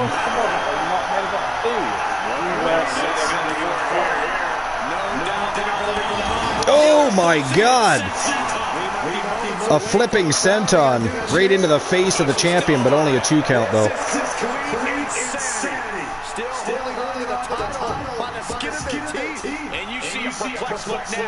Oh, reversal here by the champ. Oh, they are going back and forth. Wow, Northern Light suplex by the champ. Look at that. 1 count only. Wow. Wowzas. All right, we may as well have a look at that. There's 30 seconds left of the betting line, by the way, if anybody's interested in taking the time to bet. So here's that article by Steve Carrier. AJ Styles might not be fully retired from pro wrestling after WWE exit. It was actually written yesterday. So it says AJ Styles may be done as a full-time in-ring performer, but that doesn't necessarily mean he's finished with wrestling altogether. While Fightful Select previously reported that Styles' WWE in-ring career had officially wrapped up after the Royal Rumble, a new update via Wrestle Votes Radio on Fightful Select now suggests Styles could still have something left in the tank. AJ Styles is done as an active wrestler, but might not be done. Wow! Holy shit, that is it. That is all, ladies and gentlemen. The winner of the match, and still your TWA Women's World Heavyweight Champion, representing Team Moon Raider 25. It is the Queen of TWA, Queen Dust, picking up the big W and retaining her gold. So congratulations to Moon Raider. That is crazy. To be fair, Madam MJF just won a championship yesterday. She might not have been 100% today. So there's that. I know none of them make excuses for their losses, but that could be an excuse we could use. It did look like Maria Juliet Francis was going to beat Queen Dust there for a while, but Queen Dust, resilient as always. We'll finish that article in just a minute. I'm going to have to issue the payout here. And there we go. The payout has been issued for the match. 1,000 to Moon Raider and 2 others. The Moon Raiders racking up the TWA coins today.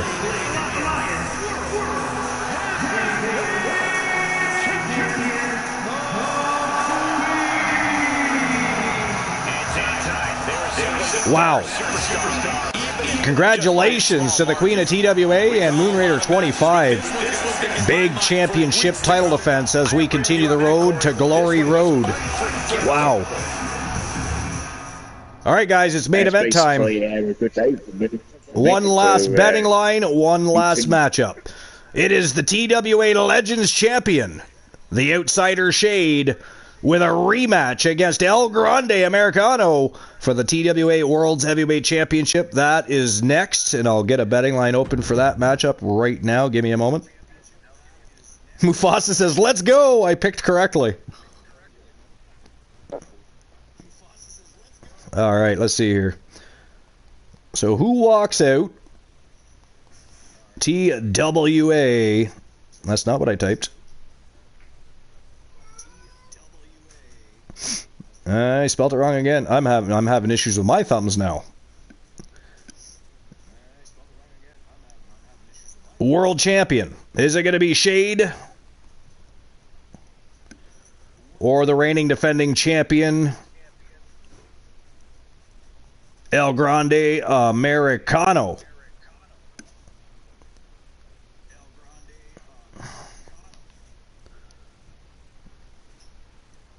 As always, 10 minutes to get your bets in, which we just barely crossed by the time Queen Dust defended her championship. Good Lord. And there we go. The betting lines are officially open, so open up those big fat wallets one last time. Take a stand. Pick a side. Who's it going to be? The Outsider Shade from Team Sir Jack the Great One, or El Grande Americano, the reigning defending TWA World's Heavyweight Champion? We're going to find out right now. Let's keep things turning and burning. Main event time.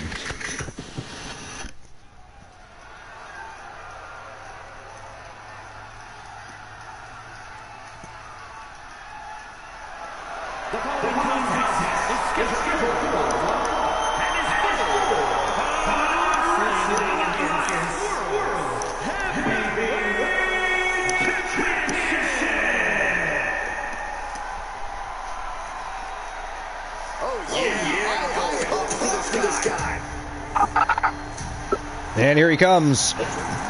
Representing Team Sir Jack the Great when he is the reigning defending TWA Legends Champion.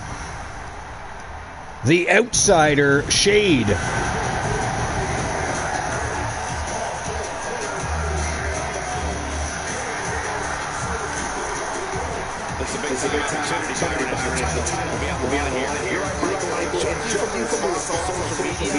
And once the action starts, we'll finish off that article about AJ Styles.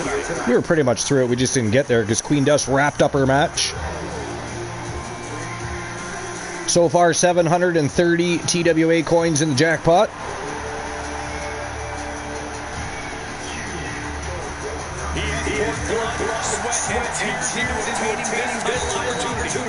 Now, he needs to close the deal to become champion.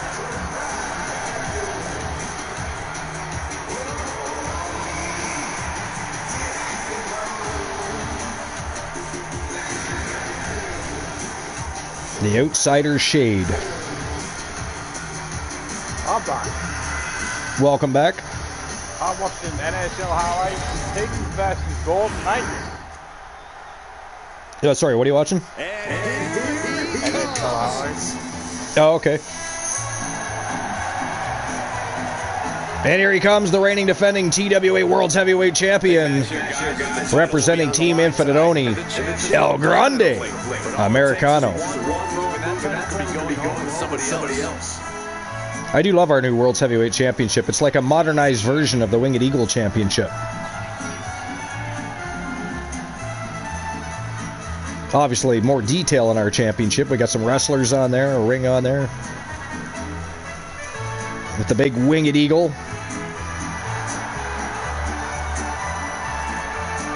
More importantly, it says TWA and not a lesser promotion.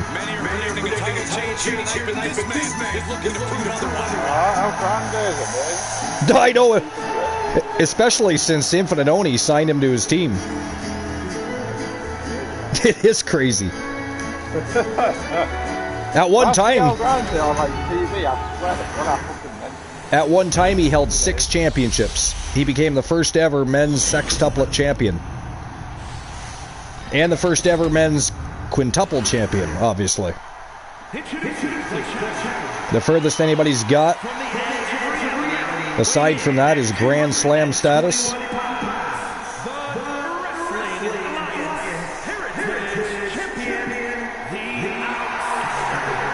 The Outsider, Shade.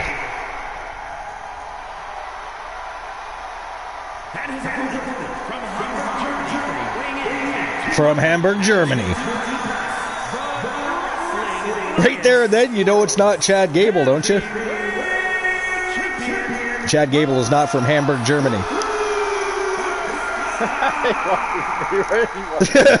You know what's funny is I've never actually caught that before tonight. Or today, whatever, depending on where you are. It could be nighttime, could be daytime. Why is he from Germany? Yeah. Ludwig Kaiser, yeah. But there is no proof that El Grande is Ludwig Kaiser, so how dare you? I know. Kaiser's from Germany. Yeah. All right, here we go. One-on-one action. World's Heavyweight Championship on the line.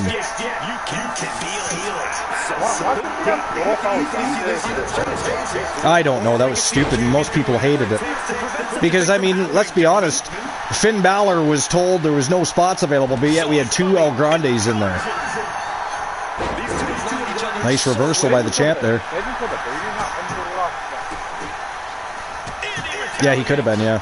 Exactly. A little over 4.5 minutes to get your bets in.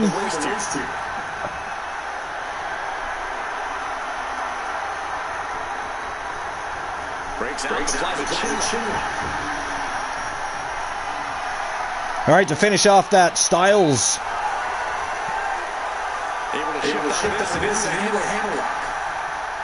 What the hell? My son just texted me and said, didn't realize I didn't respond. From when? What's the who? That was like Tuesday. Why did you just text that? Yeah, I've seen him before then. He just didn't realize he didn't text me back.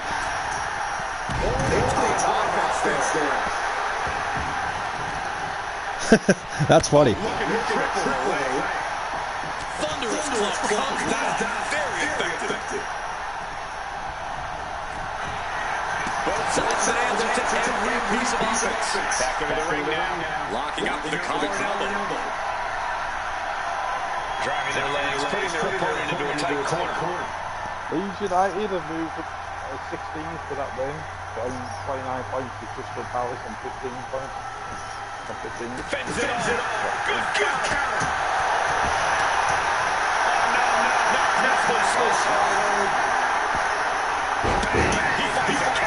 The bottom three are fucking terrible. You've got Wolves and Out by 15 points.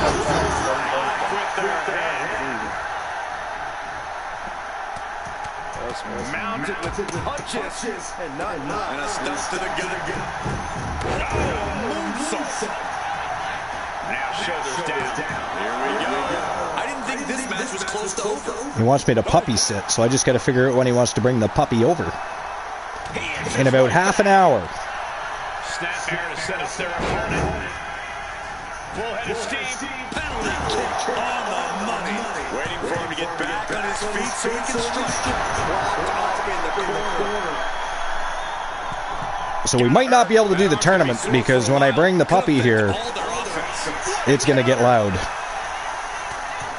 So no go home happy tournament now. You got a puppy.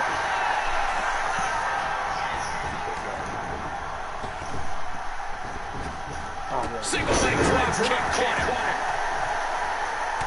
Look at this. Just unloading.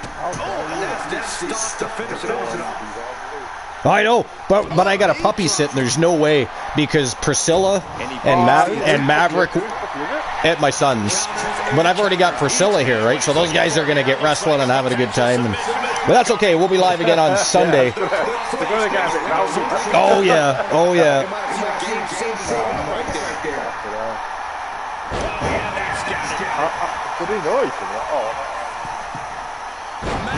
Oh, yeah. Yeah, yeah. They know each other, yeah. But they like to wrestle and play and have a good time.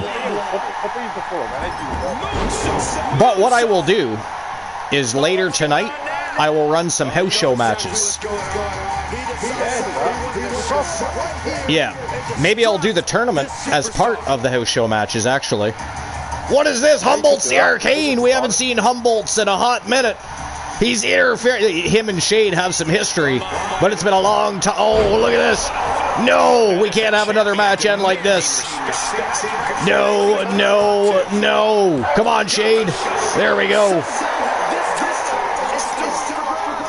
Oh, give me 1 second. I got a call coming in. Figure four. Leg lock. Stretching and bending the leg like this. How's he going to get out of this? Oh, that's one way to do it. Oh, and reverse the pressure. 1-0 down. And finally the hold is broken.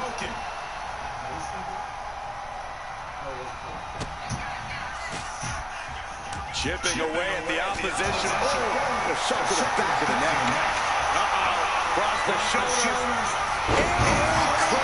Shoulders down. To retain. No, stops the count at 2. Getting dangerously close to ending it all there. Check this out. What a DDT. Good night. The champ taking care of business here. That's it. The champ stays the champ. Oh, great. That was very fucking Grande Americano.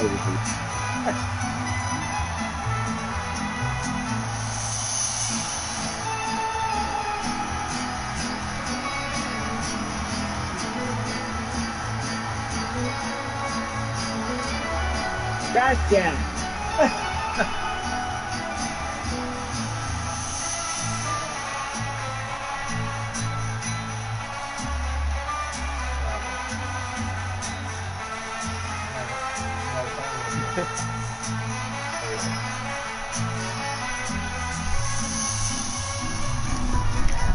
Alrighty, sorry about that.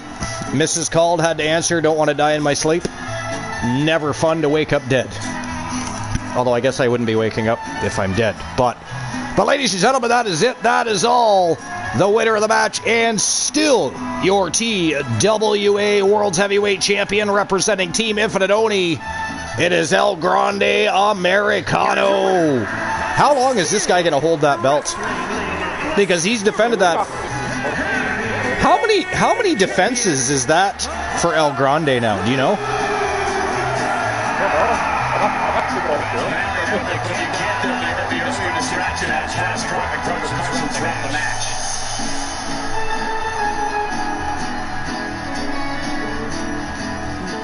All right, let's see here. So congratulations to Team Infinite Oni and El Grande Americano. Mufasa or Ace? How many times has El Grande defended that belt now? Is he at 3 defenses now? I feel like he might be at 3. Ace Hunter says El Grande Americano is obviously Hornswoggle. Fucking Hornswoggle.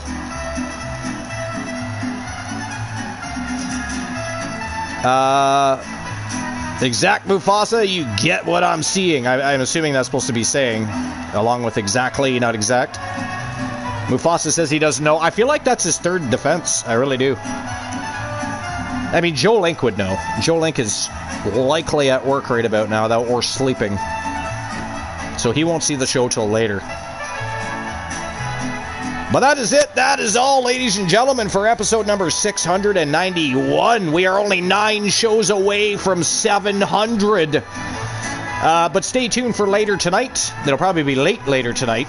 But we are going to have some TWA Stars and Legends house show matches on the go. And then, of course, Sunday we'll be live again here at TWA with a live version of Stars and Legends when you're going to see Abyss and the one Elijah Archer team up together to take on Sid Justice and the big SOB, the giant Jack Stone, for the TWA Legends Tag Team Championship. Sunday's going to be very exciting. There's going to be a lot of great matches. You never want to miss a single solitary second of the action in TWA, because anything can and will happen. You never know. But that is it. That is all. Appreciate you all. It was a great show. Great matches. That is 2 fantastic shows back to back, and that's all we can really ask for. That's all we can ask for. Stars and Legends will, of course, be... well, you know what?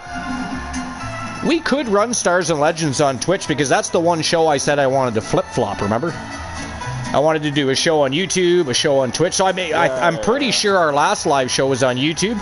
So maybe Sunday we go live here on Twitch with Stars and Legends, is what I'm thinking. What do you think, Luke? Sound good? Yeah, it sounds good. All right.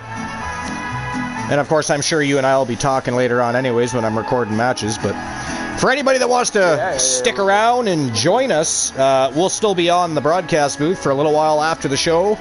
So feel free to jump in the broadcast booth and chit-chat and shoot the shit with us. But that is it. That is all. 691 in the books. It's that time of day. You do not have to go home. You do have to get the fuck out of my channel, though. It is just that time of day. I'm sorry. I apologize. Actually, I don't apologize. I do not. Get the fuck out. Goodbye.